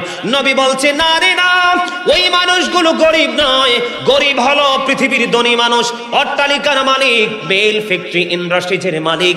ওরা কি করেছেন? গায়ের জোরে কাউকে থাপ্পড় দিয়েছেন, বিবেক দিয়ে কেউ বিবেচনা করে নাই, ক্ষমতার প্রভাব দেখে অন্যায় অত্যাচারে জুলুম করেছেন। কিয়ামতের দিন সকল পাওনাদার তার কাছে চলে আসবে, তখন নেক দিয়ে সব পরিশোধ করতে হবে। নেক দিতে দিতে তার আমল নামায় কোনো নেক থাকবে না, তখন বন্ধু আরো পাওনাদার বাকি থাকবে। হাদিস শরীফের ভাষা, তখন কিন্তু নেক তো আর দিতে পারবে না। আল্লাহ রাব্বুল আলামিন তখন বলবে, নেক যেহেতু দিতে পারো না, যেই পরিমাণ নেক দিলে তার এই ঋণটা পরিশোধ হয়ে যেত, ওই পরিমাণ পাপ তুমি তার কাছ থেকে নিয়ে আসো। তার মানে নেক দেওয়া যখন শেষ হয়ে যাবে, তখন পাপ বন্ধু অন্য ঋণগ্রস্তদের কাছ থেকে ঋণ মুক্ত হওয়ার জন্য পাপ তার আমল নামায় আনতে হবে। আল্লাহর হাবিব বলেছেন ওই মানুষগুলো হবে সবচেয়ে বড় গরিব মিসকিন। আমরা কি ধনী হয়ে কবরে যেতে চাই না গরিব হয়ে? ধনী হয়ে কবরে যেতে হলে বন্ধু আমার কথাগুলো মানবেন, জীবনে কোনো ওয়াজের প্রয়োজন হবে না, ঠিক কিনা বলেন?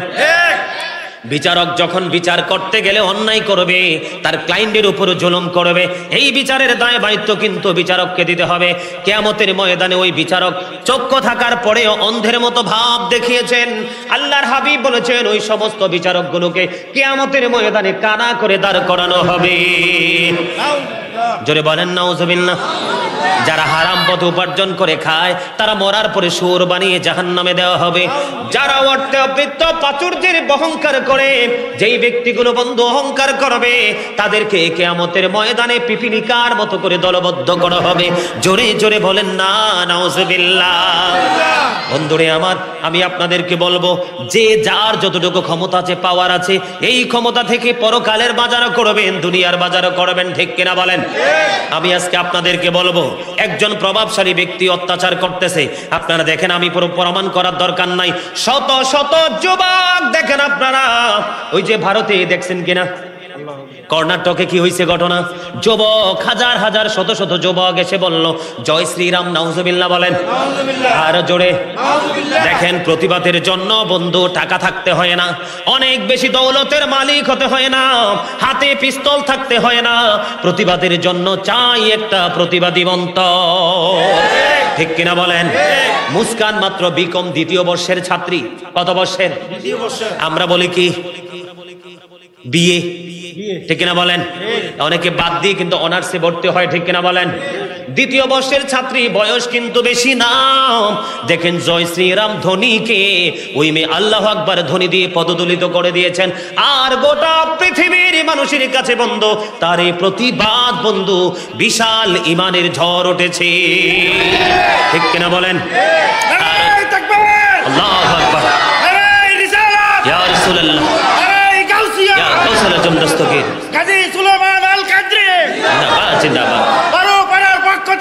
লাল গোলাপ শুভেচ্ছা। আমি আপনাদেরকে কেন বললাম, আল্লাহর হাবিব 2 দিরহাম ঋণী থাকার কারণে তার জানাজা দিতে নারাজ করেছেন। আরেকটা ডেড বডি বন্ধ, আমি এই রাবির নামটা এই মুহূর্তে মনে নাই, বলতে পারতেছি না, তিনি বলতেছেন আমার নবীর সহ আমরা কয়েকজন সাহাবী উপস্থিত ছিলাম, হঠাৎ করে একটা ডেড বডি নিয়ে আসা হলো। এবার নবীকে প্রশ্ন করা হলো, নবী গো ইয়া রাসূলুল্লাহ, আদবের সাথে বলতেছেন এই ব্যক্তির জানাজাটা আপনি একটু পড়িয়ে দেন। নবী তখন বলল তিনি ঋণী কিনা, তখন ওই ব্যক্তি উত্তর দিল সে অবশ্যই ঋণগ্রস্ত। নবী বলেছেন ওই ব্যক্তিটা যদি অন্যের কাছে ঋণগ্রস্ত থাকে, আমি নবীও যদি তার জন্য জানাজা পড়ে কোনো লাভ হবে না, কারণ তার আত্মাটা অন্যের কাছে দায়বদ্ধ হয়ে আছে। জোরে জোরে বলেন নাউজুবিল্লাহ। এই জন্য সব সময় চলার ক্ষেত্রে বন্ধু আমার স্পষ্ট মনে আছে, যখন আমি ফুলকুমারীতে ছিলাম তো সকালে মাদ্রাসা ছুটি দিলাম, ছুটি দেওয়ার পরে রাস্তার পাশে ছিল বিশাল এক আম গাছ, বিশাল কি আম গাছ। এই আম গাছে যাওয়ার সময় দেখলাম, স্পষ্ট মনে আছে, একটা পাকা আম পড়ে আছে। তখন কি করলাম, ওই আমটা যখন আমি হাতে নিলাম, সুন্দর অত্যন্ত লাল টকটকে লাল, তখন আমি আমটা কি করলাম, হাতে নিয়ে বিপদে পড়ছি। এখন কি করব, এই আম আধা কিলোমিটার হেঁটে আমি তার বাড়িতে গিয়ে বন্ধু আমটা দিয়ে এসেছি। সুবহানাল্লাহ বলেন। এটা কেন বললাম, একজনের গাছের নিচে আপনি ফল দেখেছেন, খাওয়ার কোনো আইন নাই, আপনি যদি খেয়ে ফেলেন, যার ফল খেয়েছেন তার কোনো লসও নাই, কারণ হাদিস শরীফের মধ্যে এসেছেন, সে যদি আপনাকে চোর না বলে, সে যদি আপনার জন্য বিচারের ব্যবস্থা না করে, উনি যদি মনে করেন আমি গাছ লাগাইছি, ফল আরেকজন আমার গ্রামের মানুষ খেয়ে নিয়েছে, এই ফলটা খাওয়ার কারণে বন্ধু ওই গাছের মালিকের আমল নামায় সাদকার সওয়াব দেওয়া হয়। জোরে জোরে বলুন না সুবহানাল্লাহ। কিসের সওয়াব? আপনি বাড়ির আঙ্গিনা লাগাইছেন টমেটো গাছ, কি গাছ? টমেটো তো পাকছে। এখন ধরেন আমরা আঞ্চলিক ভাষায় বলি হুলচুট্টা পাখি। কি পাখি? হুলচুট্টা পাখি। তার পছন্দ কি? গাছের পাকা বড়ই টমেটো। সে খাইতে খাইতে টমেটো শেষ করে দিয়েছে। দেখেন ইসলাম কত সুন্দর, ইসলাম কত চমৎকার নিয়ামত। আল্লাহর হাবিব বলেছেন এই টমেটো গাছে বড়ই এবং টমেটো আপনার খিরা ক্ষেতের খিরা, হোমা ক্ষেতের হোমা, আখ ক্ষেতের আখ খেয়ে ফেলেছে, তোমার কোনো লস নেই রে, তুমি মালিক। আমার নবী বলেছেন তোমার আমল নামায় সেটার জন্য সদকার সওয়াব দেওয়া হয়েছে। এগুলো আপনার কবরের পুঁজি। আপনারা এদিকে ধান গাছ লাগান না, ধান করেন না? ধান যখন করেন, ধরেন মেম্বার সাহেব ধান খেত আলম ভাইয়ের ছাগল যায় খাইছে, অথবা তাহের ভাইয়ের ছাগল গরু দিয়ে খাইয়ে শেষ করে ফেলছে। এখন মেম্বার সাহেব যদি বিচার না বসায়, কি না করে? মেম্বার সাহেব মনে মনে বলতেছেন পশু খাইয়ে ফেলছে, তাহেরও ইচ্ছা করে খাওয়াই নাই, আলম ভাইও ইচ্ছা করে খাওয়াই নাই, পশু ছুটে খেয়ে ফেলেছে। এটার জন্য তিনি কোনো বিচার বসাবে না, এটার জন্য কোনো সালিশ বসাবে না, এটার জন্য কোনো জরিমানা নিবে না। এখানে কিন্তু ভালো ধানও আসবে না, একদম গোড়া দিয়া খাইছে। এখন মেম্বার সাহেবের জন্য আল্লাহর হাবিব বলেছেন, মেম্বারের জন্য নিয়ামত হলো তুমি উত্তেজিত হও নাই, রাগান্বিত হও নাই, মারামারি করো নাই, বিচার বসাও নাই, জরিমানাও করো নাই। আল্লাহ খুশি হয়ে তোমার আমল নামায় এই ধান গাছগুলো যে এগুলো খেয়েছে, এগুলোর বিনিময়ে তোমার আমল নামায় সাদকার সওয়াব দিয়ে দিয়েছে। জোরে বলেন সুবহানাল্লাহ। আরেকটু মহাব্বতে, এগুলো আমাদের কবরের পুঁজি, এগুলো আমাদের জানা দরকার। আর বর্তমান সময়ে এগুলো বলতাম না। বর্তমান সময়ের বিচারক গুলো হলো, যদি 5 টাকার ধান খায়, সাক্ষী তৈরি করবে 500 টাকা দিয়ে। কত দিয়ে? এমন আছে না নাই সমাজে সাক্ষী? আর সমাজে কিছু লোকাল মানুষ আছে, গরিব দুস্থ, ওরা 2-4টা টাকা পাইলে দেখবেন বুক ফুলাইয়ে সাক্ষী দিবে। আছে না নাই? কথা বলেন, আছে না নাই? ধান খাইছে 5 টাকার, সাক্ষী নিছেন 500 টাকা দিয়ে। কয় টাকা? বিচারের আয় হয়েছে বন্ধু 10,000 টাকা। এই 10,000 টাকা বন্ধু কি করলো ওই বিচারকরা? মালিক কিন্তু 5 টাকাই পাইছে, ক্ষেতের মালিক কি পাইছে? 5 টাকা পাইছে। বিচারকরা ধরেন এই 10,000 টাকা খেয়ে ফেলেছে। এটা বন্ধু তারা ভালো কাজ করেনি, এটা তারা তাদের নিজের আখিরাতকে তারা ধ্বংস করেছে, আর নিজের উপর নিজে জুলুম করেছে। তার মৃত্যুটাও হবে না নিয়ামত। ও বন্ধু, হাসর তার নিয়ামত নয়, মিজানও তার নিয়ামত নয়। আমি আপনাদেরকে বলবো, ঈসা নবী মৃত্যু ব্যক্তিকে, ঈসা নবী কিন্তু মৃত্যু ব্যক্তি চিন্তা করতে পারত। জানেননি আপনারা? পাখি বানাইয়া পাখিতে মেসেজ করে দিলে পাখি উঠতে থাকতো। কি থাকতো? কথা বলেন। কুষ্ঠ রোগীকে যখন মেসেজ করে দিত, কুষ্ঠ রোগীর রোগ ভালো হয়ে যেত। এই রকম পাওয়ার ছিল। একদিন তিনি সফরে গেলেন। সফরে যাওয়ার সময় পালের মধ্যে দেখলেন চমৎকার ছাগল, বকরি দেখা যায়। ঈসা নবী খাবে। মালিক বলল, আপনি কে? কয়, আমি এই জামানার নবী ঈসা। এবার ডেকে ডেকে বলছেন, আমি আপনাকে অনেক মহাব্বত করি, ভালোবাসি। আপনি কি চান? কয়, বকরি খাবে। সবাইকে নিয়ে খাইলেন। ওনার মৌজাজা দেখেন কেমন। খাওয়ার আগে কি করলেন? চামড়াগুলো, হাড়গুলো একসাথে রাখবা, অন্যদিকে ফালাইও না। খাওয়া শেষ, ঈসা রুহুল্লাহর হাতের আশামানি লাঠি দিয়ে টাচ করতে দেরি, বলল, পালে চলে যাও। এই চামড়া হাড় থেকে বকরি হয়ে পালে চলে যা। জোরে বলেন সুবহানাল্লাহ। স্বর্ণের ইটের জন্য যুদ্ধ হলো। যে যুদ্ধ বর্তমানে হয় আমাদের বন্ধু শুধু টাকার জন্য, অর্থের জন্য, পৃথিবীর একটু স্বার্থের জন্য। এই জায়গাটা আমি কেন বলছি? একটু করে বলছি। স্বর্ণের ইটের কথা মনে আসেনি? অনেক লম্বা ঘটনা। স্বর্ণের ইট রাস্তা দিয়ে 4 বন্ধু হাঁটতে যায়। কয় বন্ধু? 4 বন্ধু। হাঁটার সময় দেখলো রাস্তার মধ্যে ইট পড়ে আছে। ঈসা নবীর জামানায় 3টা স্বর্ণের ইট। এখন 4 জন বলে, আমরা যে জুলুম করি, আমরা যে অত্যাচারী জালেম, এটা বোঝানোর জন্য আপনাদেরকে ভেঙে দিচ্ছি। তখন বন্ধু কয়জন? স্বর্ণের ইট কয়টা? এখন 3 জনে যুক্তি করে, স্বর্ণের ইট তো 3টা, আমরা মানুষ হইলাম 4টা, ভাগ করবো কেমনে? ধরো আমরা একটা করে নিব। এখন কি করতে হবে? 3 বেয়াদব মনে চিন্তা করলো, কয় একটাকে বাজারে পাঠাবো। কি করবো? একটারে বাজারে পাঠাবো। কি জন্য বাজারে পাঠাইবা? কই এইটারে পাঠাবো বাজারে নাস্তার জন্য। এবার ওইটা কি করছে? নাস্তার জন্য বাজারে চলে গেছে। নাস্তার জন্য যখন বাজারে গেল, দুষ্ট 3 জন বুদ্ধি করলো, সে যখন নাস্তা নিয়ে আসবে আমরা নিজের হাতে তাকে মেরে ফেলবো। আর যেটা নাস্তা আনতে গেছে, এটা কত বড় টাউট জানেন?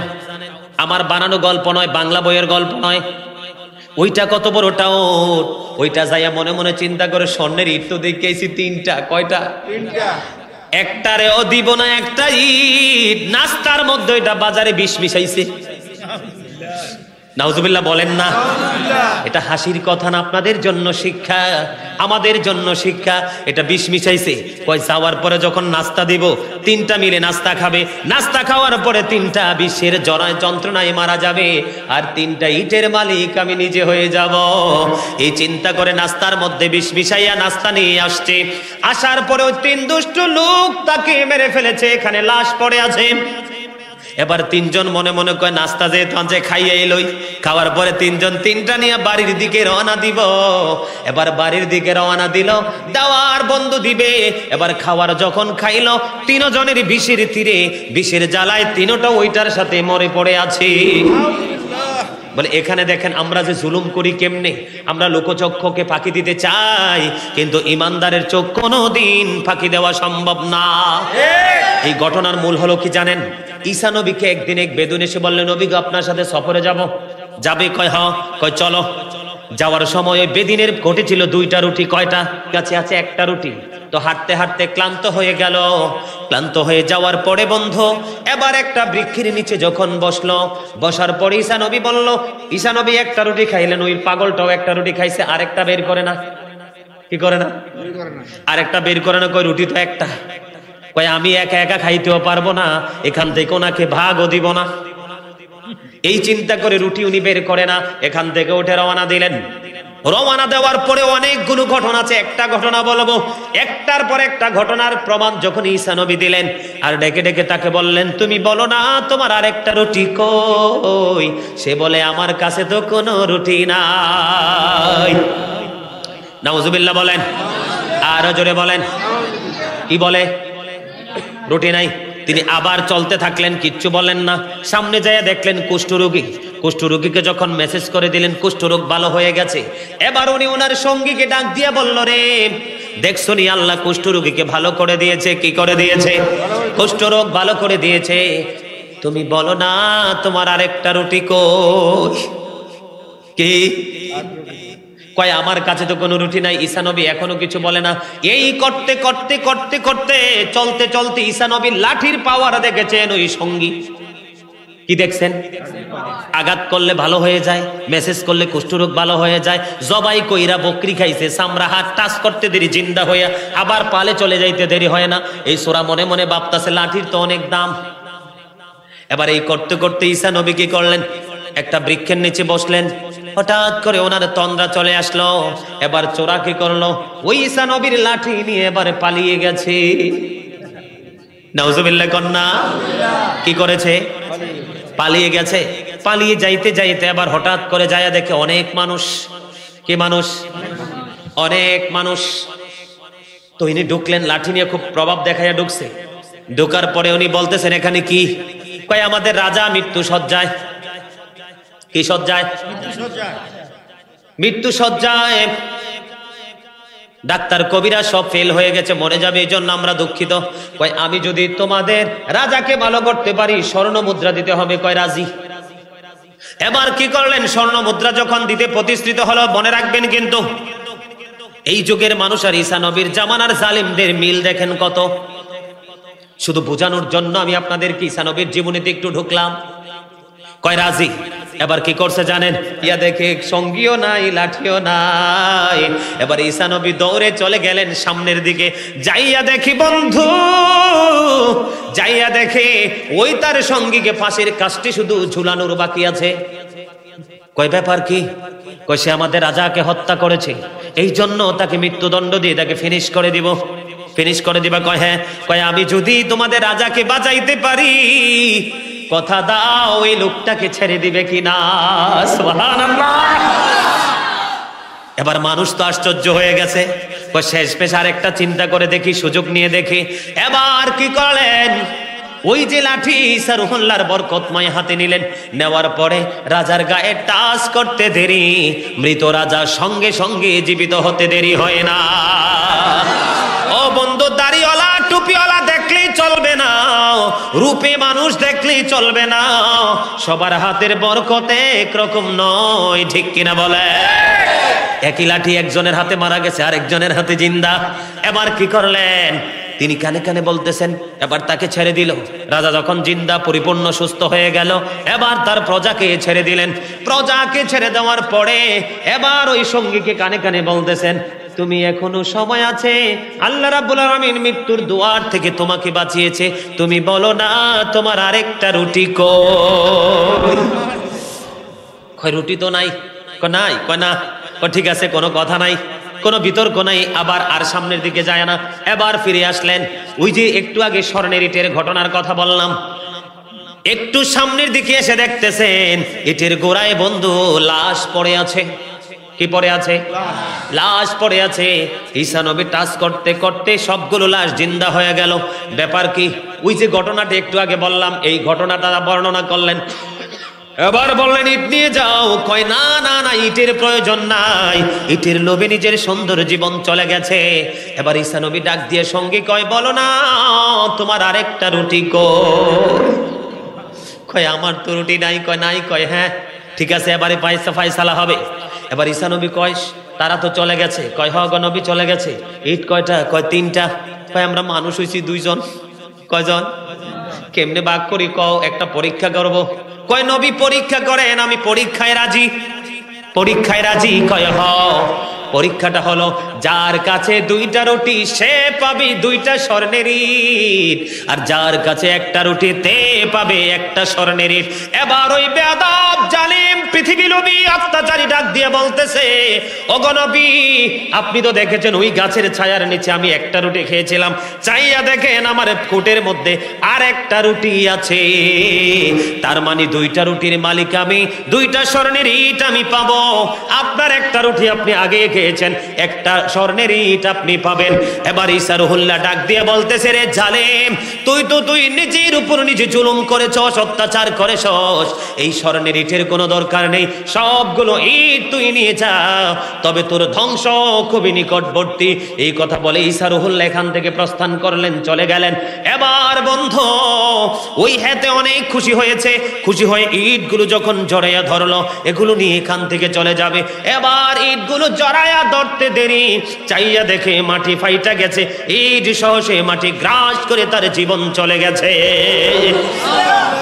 এই কথা আমি কেন বলছি, আপনারা সাধারণভাবে স্বাভাবিকভাবে যেন আপনারা বুঝতে পারেন।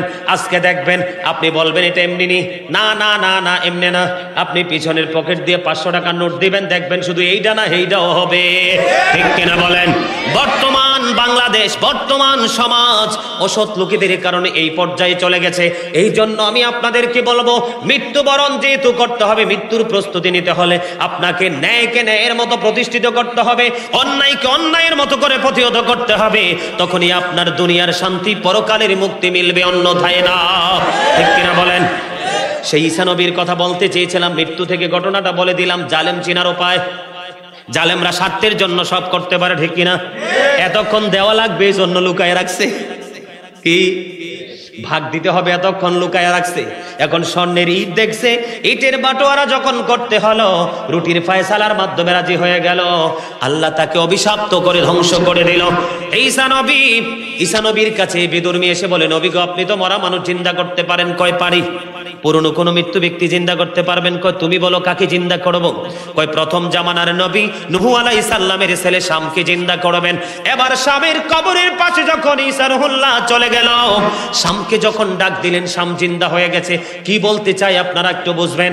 তখন শাম জিন্দা হলো, হওয়ার পরে দেখলেন তার চুল দাড়িগুলো সব পাইকা সাদা হয়ে গেছে। এবার ঈসা রুহুল্লাহ ডাক দিয়ে বলেন, আপনাদের জামানায় মানুষের চুলদাড়ি পাকতো না, আপনার চুলদাড়িগুলো কেন পেকে গেল? এবার এই শাম উত্তর দিয়ে দিয়েছে, ওগো নবী আমি জানি মানুষ মৃত্যুর পরে কিয়ামতের দিন মানুষকে উঠানো হবে। আমাকে যখন আজকে জিন্দা হওয়ার জন্য ডাকা হলো, আমি মনে করেছি কিয়ামতের দিন আজকে কায়েম হয়ে গেছে।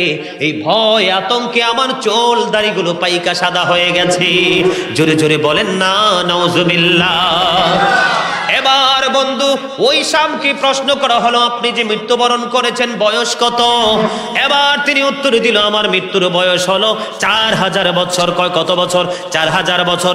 কয় গো নবী আমার মৃত্যুর 4000 বছর হয়েছে, আমি মৃত্যুবরণ করেছি, এখনো পর্যন্ত আমার মৃত্যুর যন্ত্রণা আমি বলতে পারি না। নাউজুবিল্লাহ বলেন। কত হাজার বছর? 4 বছর। 4000 বছর হয়েছে মৃত্যুবরণ করেছি, সব বলে গেছি, মৃত্যুর যন্ত্রণা এখনো বলতে। সম্মানিত উপস্থিতি, মনে রাখতে হবে, মুসা কালিমুল্লাহকে যখন প্রশ্ন করা হলো মৃত্যু সম্পর্কে, তখন তিনি বলেছিলেন, জীবিত একটা চড়ুই পাখিকে ধরে উত্তপ্ত একটা তেলের কড়াইয়ের মধ্যে ছেড়ে দিলে চড়ুই পাখির যে অবস্থা হবে, ঠিক আমি মুসার কাছে মৃত্যুটা তেমন মনে হয়েছে। আপনারা ফুরি খান না, পেঁয়াজু খান না, সিঙ্গারা খান না? দেখবেন ওনাদের কড়াইগুলো অনেক বড়, কারণ অনেক মানুষ আসবে, অনেককে খাবার দিতে হবে, এজন্য অনেক তেল দিয়ে বড় কড়াইয়ের মধ্যে এগুলো ভাজে। যখন পুরি ভাজতে থাকে, আপনাদেরকে বলছি আজকে প্র্যাকটিক্যাল কিছু শিক্ষা নেওয়ার দরকার আছে। পুরি যখন ভাজবে, তেলটা যখন উত্তপ্ত হবে, তখন তেলের কড়ার কাছে গিয়ে একটু দাঁড়াইয়েন। দাঁড়ানোর পরে দেখবেন পুরিটা দিতে দিতে তাৎক্ষণিকভাবে এটা ভাজা হয়ে যায়। একটা জীবিত চড়ুই পাখি আপনার জীবিত অবস্থায় তেলের কড়ার মধ্যে ছেড়ে দিলে চড়ুই পাখিটা ভুনা হয়ে যাবে না? ঠিক মূসা কালিমুল্লাহ বলেছেন, আমার মৃত্যুটা আমার কাছে তেমন মনে হয়েছে। এবার আপনারা বলেন মৃত্যু কত ভয়ঙ্কর, কথা বলেন ঠিক না ঠিক? ভয়ঙ্কর কিনা? এই ভয়ঙ্কর মৃত্যু থেকে বাঁচা আমাদের দরকার আছে না নাই? সম্মানিত উপস্থিতি, পৃথিবীটা হচ্ছে আমাদের জন্য ফর্মালিটি। কি অমাল হায়াতুদ দুনিয়া ইল্লা মাতাউল গরুর। কোরআনে সূরা আলে ইমরানের 185 নম্বর আয়াতে আল্লাহ বলেছেন, এই দুনিয়ার জীবনটা একটা ধোঁকা ছাড়া, প্রতারণা ছাড়া কিছুই না। তবে মুমিনের জন্য ধোঁকা, সত্যবাদীর জন্য ধোঁকা, ন্যায় পরায়ণদের জন্য ধোঁকা, অন্যায়ের প্রতিবাদ করেওয়ালা ব্যক্তিদের জন্য ধোঁকা নয়। মনে রাখতে হবে আপনাদেরকে এই কথাগুলো, অন্যথায় কিন্তু আমাদের কি উপায়? রাসূল বলেছেন হাদিস শরীফের মধ্যে, হুব্বুদ দুনিয়া রাসু কুল্লি খাতিয়া, দুনিয়ার মহব্বত সব গুনার মূল। যেই ব্যক্তি দুনিয়ার সাথে প্রেম করতে পারছে তার দ্বারা সব পাপ সম্ভব, কিন্তু যেই ব্যক্তি পরকালের সাথে প্রেম করতে পারছে সেই ব্যক্তি কাজ করার আগে 1000 বার চিন্তা ভাবনা করে কাজ করবে। ঠিক কিনা বলেন? ইদ্রিস আলাইহিস সালামের নাম তো জানেন, ছোট্ট করে বলছি। উনি প্রতিদিন রোজা রাখতেন। ওনার ইফতারিগুলো জান্নাত থেকে আসতো। এই সবাই চলে আসেন, এখনই কিন্তু আমি শেষ করে দিচ্ছি। ইফতারিগুলো কোত্থেকে আসতো? জান্নাত থেকে আসতো। অবশিষ্ট সব আবার জান্নাতে চলে যাইতো। সুবহানাল্লাহ বলতেন না? একদিকে তিনি নবী, আরেকদিকে নিয়ামতের খবর, ঠিক না? তো একদিন জনৈক মানুষের ছোরতে আজরাইল আসছে। অনেক লম্বা ঘটনা। আসার পরে আজরাইলকে জান্নাতি খাবার খাইতে দিছে। কয় না, আমি এগুলো খাই না। সুবহানাল্লাহ বলেন। আরে ইদ্রিস আলাইহিস সালামকে আশ্চর্য কথা, জান্নাতি খাবার বলে উনি খায় না। যাক, ভ্রমণ টমন করলো, অনেক লম্বা ঘটনা। পরে ভ্রমণ শেষে ওনাকে প্রশ্ন করলো, আপনি কে? কয় আমি তো আজরাইল। কয় মৃত্যু তো আজরাইল? কয় হ। কয় আজরাইল তো মরণের সময় হইলেই না আসে, তাহলে আমার কি মরণের সময় হয়েছে? কয় নগো না গো নবী না, আপনার মরণের সময় হয়নি। তাইলে আপনি কেন আসছেন? কয় আপনার সাথে একটা প্রেমের বন্ধন তৈরি করতে আসছি। কয় প্রেম করতে আইছেন, বন্ধন তৈরি করতে আইছেন? কয় হ। কয় তাইলে আমার কন্ডিশন আছে, 3টা শর্ত আছে। কয়টা? 3টা। একবার আমাকে মরণ দিতে হবে, মৃত্যুবরণ করার পরে আবার আমাকে জিন্দা করতে হবে। একবার আমাকে জাহান্নাম দেখাইতে হবে, আর একবার আমাকে জান্নাত দেখাইতে হবে। এবার আল্লাহ রাব্বুল আলামিনকে আজরাইল ডাক দিল, আল্লাহ গো, তোমার নবী তো ইচ্ছে করে মরতে চায়। কয় ঠিক আছে, তাইলে মরণ দাও। কোগো আল্লাহ, এখানে তো শেষ না, আবার তাকে জিন্দা করতে হবে। তাহলে জিন্দা করে দিবা? জাহান্নাম দেখতে হবে, দেখাইবা? জান্নাত দেখাইতে হবে, দেখবে, সমস্যা কি? এবার তার মরণ হলো। কি হলো? মরণ হলো। মরার পরে যখন ওনাকে আবার পুনরায় জিন্দা করা হলো, ওনাকে প্রশ্ন করা হলো, ওগো নবী, আপনি আপনার মরণটাকে কেমন পেয়েছেন? তখন উনি উত্তর দিয়েছেন, আমি আমার মরণটাকে এমন পেয়েছি, একটা মানুষ সশরীরে জিন্দা অবস্থায় একটা মানুষের মাথা থেকে পা পর্যন্ত চামড়াটা ছুলে ফেললে যেমন হবে, পা থেকে মাথা পর্যন্ত একটা জিন্দা মানুষের চামড়াটা ছুলে ফেললে যেমন হবে সমস্ত অঙ্গের, আমি ইদ্রিস আলাইহিস সালামের কাছে মরণটা এতটা ভয়ঙ্কর মনে হয়েছে। এবার আজরাইল একটা ডাক দিয়া বলল, ওগো নবী, আমার জীবন ইতিপূর্বে আমি যত প্রাণীর প্রাণ কবজ করেছি, আপনার জানের মতো এত সহজে কারো জান আমি কবজ করি না। জোরে জোরে বলেন না সুবহানাল্লাহ। একবার বলেন না নাউজুবিল্লাহ। আরো একবার বলেন আল্লাহু আকবার। আল্লাহর নবী যদি এই বার্তা দেয়, আপনার আমার উপায় আছে নি? কথা বলেন না কেন? আপনার আমার উপায় আসেনি। 1 মিনিট সময় দিব, চোখটা বন্ধ করে নিজের কালকে প্রশ্ন করবেন, আমি জীবনে কি করেছি? আপনি দেখবেন আপনার চোখে চতুর্দিকে, আপনার বডির চতুর্দিকে জাহান্নাম ঘুরছে, আপনি জান্নাত চোখেও দেখবেন না। ঠিক কিনা বলেন? কি বলেছেন? এর চেয়ে আরাম, এর চেয়ে সুশৃঙ্খল, এর চেয়ে আদবে আমি আর কারো প্রাণ পাখি ইতিপূর্বে কবজ করি নাই। নবীর মৃত্যু যদি এমন হয়, আপনার আমার উপায় আসেনি। এবার পরবর্তী প্রেমের খবরটা বলে শেষ করে দিব। ওনার কথা কি? জাহান্নাম দেখতে হবে, জাহান্নামও দেখলেন, এবার জান্নাত দেখতে হবে। এবার আজরাইল বলবো, নবী গো, এতক্ষণ আপনাকে প্রশ্ন করি নাই, এবার আপনি একটা প্রশ্নের জবাব আমাকে দিতে হবে। কই কি? কয় আপনি আমাকে কথা দেন, জান্নাত দেখার পরে আপনি ফিরে আসবেন নি। জোরে বলেন না সুবহানাল্লাহ। জান্নাত দেখার পরে আপনি ফিরে আসবেন নি। এবার ইদ্রিস আলাইহিস সালাম ওয়াদা দিয়েছেন, আজরাইল আমি কথা দিলাম আমি জান্নাত দেখার পরে ফিরে আসব। এবার যেমন কথা তেমন কাজ, জাহান্নাম দেখা হলো। জান্নাতে আল্লাহর হাবিব, আল্লাহর নবী জুতার গুলো জান্নাতের বাইরে রেখে তিনি কদম দিয়েছেন। এবার জান্নাতে বিচরণ করলেন, ঘুরে আবার তাৎক্ষণিকভাবে তিনি বাইরে চলে আসলেন। আসার পরে পুনরায় আবার জুতাগুলো নিয়ে তিনি পুনরায় জান্নাতে চলে গেছে। আজরাইল ডেকে ডেকে বলে, ওগো নবী আপনি বাইরে আসেন, আপনাকে দুনিয়ায় দিয়ে আমি আমার অন্য কাজে লিপ্ত হয়ে যাব। এবার ইদ্রিস আলাইহিস সালাম ডাক দিয়ে বলে, রে আজরাইল কথা দাও, একটা মানুষ জীবনে 2 বার মরতে দেখছনি? কয় না। তাহলে আমি ইদ্রিসের 1 বার মরণ হয়েছে। একটা মানুষ 1 বার জীবন পেলে আর মরবে না, আমি মরার পরে আবার জীবিত হয়েছি, তাহলে এই ফয়সালাও শেষ। একটা মানুষ জান্নাতে যাওয়ার আগে জাহান্নাম দেখবে, আমি জাহান্নামও দেখে ফেলেছি। তোমার সাথে কথা দিয়েছি জান্নাত দেখার পরে বাইরে আসবো, আমি তোমার কথা অনুযায়ী জান্নাতের বাইরে এসেছি। এবার আমি জান্নাতের ভিতরে ঢুকছি, আর বাহিরে হব না। আল্লাহ রাব্বুল আলামিন এবার একটা ডাক দিয়ে বলল, আজরাইল আমার নবীকে তুমি বিরক্ত করো না, এখানে রেখে দাও, ওনাকে জান্নাতে থাকতে দাও, এটা ওনার জন্য আমি বরাদ্দ করেছি। আমার মূল পয়েন্ট হলো, ঘটনাটা কিন্তু অনেক লম্বা, কোরআনের খবর। এই ঘটনাটা আপনাদেরকে বলার কারণ হলো, বন্ধু আপনারা যেন শিখতে পারেন, আপনারা যেন বুঝতে পারেন। একদিকে তিনি নবী, আরেকদিকে রোজা রাখতেন, ইফতারিগুলো জান্নাত থেকে আসতো। চাওয়া মাত্র মরণ, চাওয়া মাত্র জীবন, চাওয়া মাত্র জাহান্নাম পরিদর্শন, চাওয়া মাত্র জান্নাত বিচরণ। এই নবীর মরণ যদি হয় জিন্দা মানুষ অবস্থায় চামড়া ছোলার মতো, তাহলে আপনার আমার মরণের কোনো উপায় নাই। যেই ব্যক্তি মৃত্যুকে স্মরণ করে সেই ব্যক্তি কোনোদিন অন্যায় করতে পারে না। যেই ব্যক্তি কবরের কথা মনে রাখে সেই ব্যক্তি কোনোদিন মানুষের গীবত বলে মানুষের শোক নষ্ট করতে পারে না। যেই ব্যক্তি মৃত্যুর কথা মনে রাখে সেই ব্যক্তি কোনোদিন গর্হিত আচরণ করতে পারে না।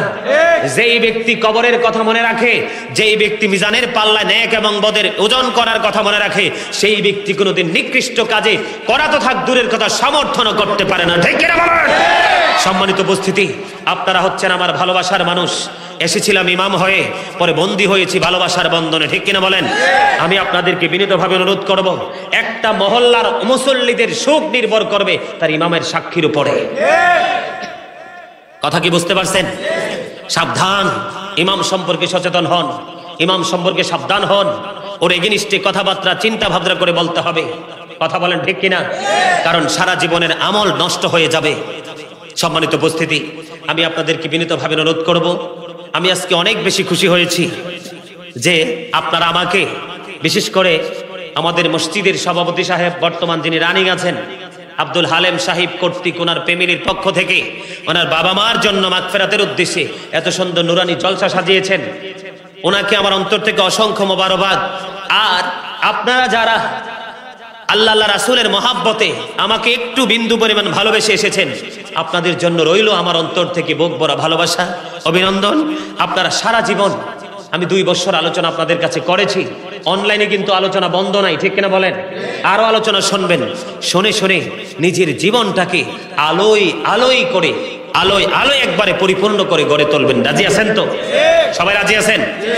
আজকে এখন মিলাদ হবে, কিয়াম হবে, কিয়ামের পরে তাবারক বিতরণ হবে, আপনাদের জন্য খাবারের আয়োজন করা হয়েছে, তারপর আমরা বিদায় নেব। তবে তার আগে আমি আপনাদেরকে বলবো, যার যতটুকু তৌফিক আছে ততটুকু তৌফিক অনুযায়ী কবরবাসীর জন্য হাদিয়া পাঠাবেন। কোন আলেমকে মহাব্বত করে 500টা টাকা দিয়েছেন, হুজুর আমার বাবার জন্য দোয়া করবেন। এই হাদিয়া কিন্তু যদিও আলেম নিয়ে গেছে, এই হাদিয়া কিন্তু আল্লাহর দরবারে বরাদ্দ হবে আপনার বাবার জন্য। কথা বলেন। আজকে কিন্তু আমার সভাপতি অনেক খাবারের আয়োজন করছে, খাওয়াবে, সওয়াব কিন্তু কোথায়? ওনার আওলাদের কবরের জন্য হাদিয়ায় কি হয়ে যাবে? বলে হুজুর কেন? কারণ হলো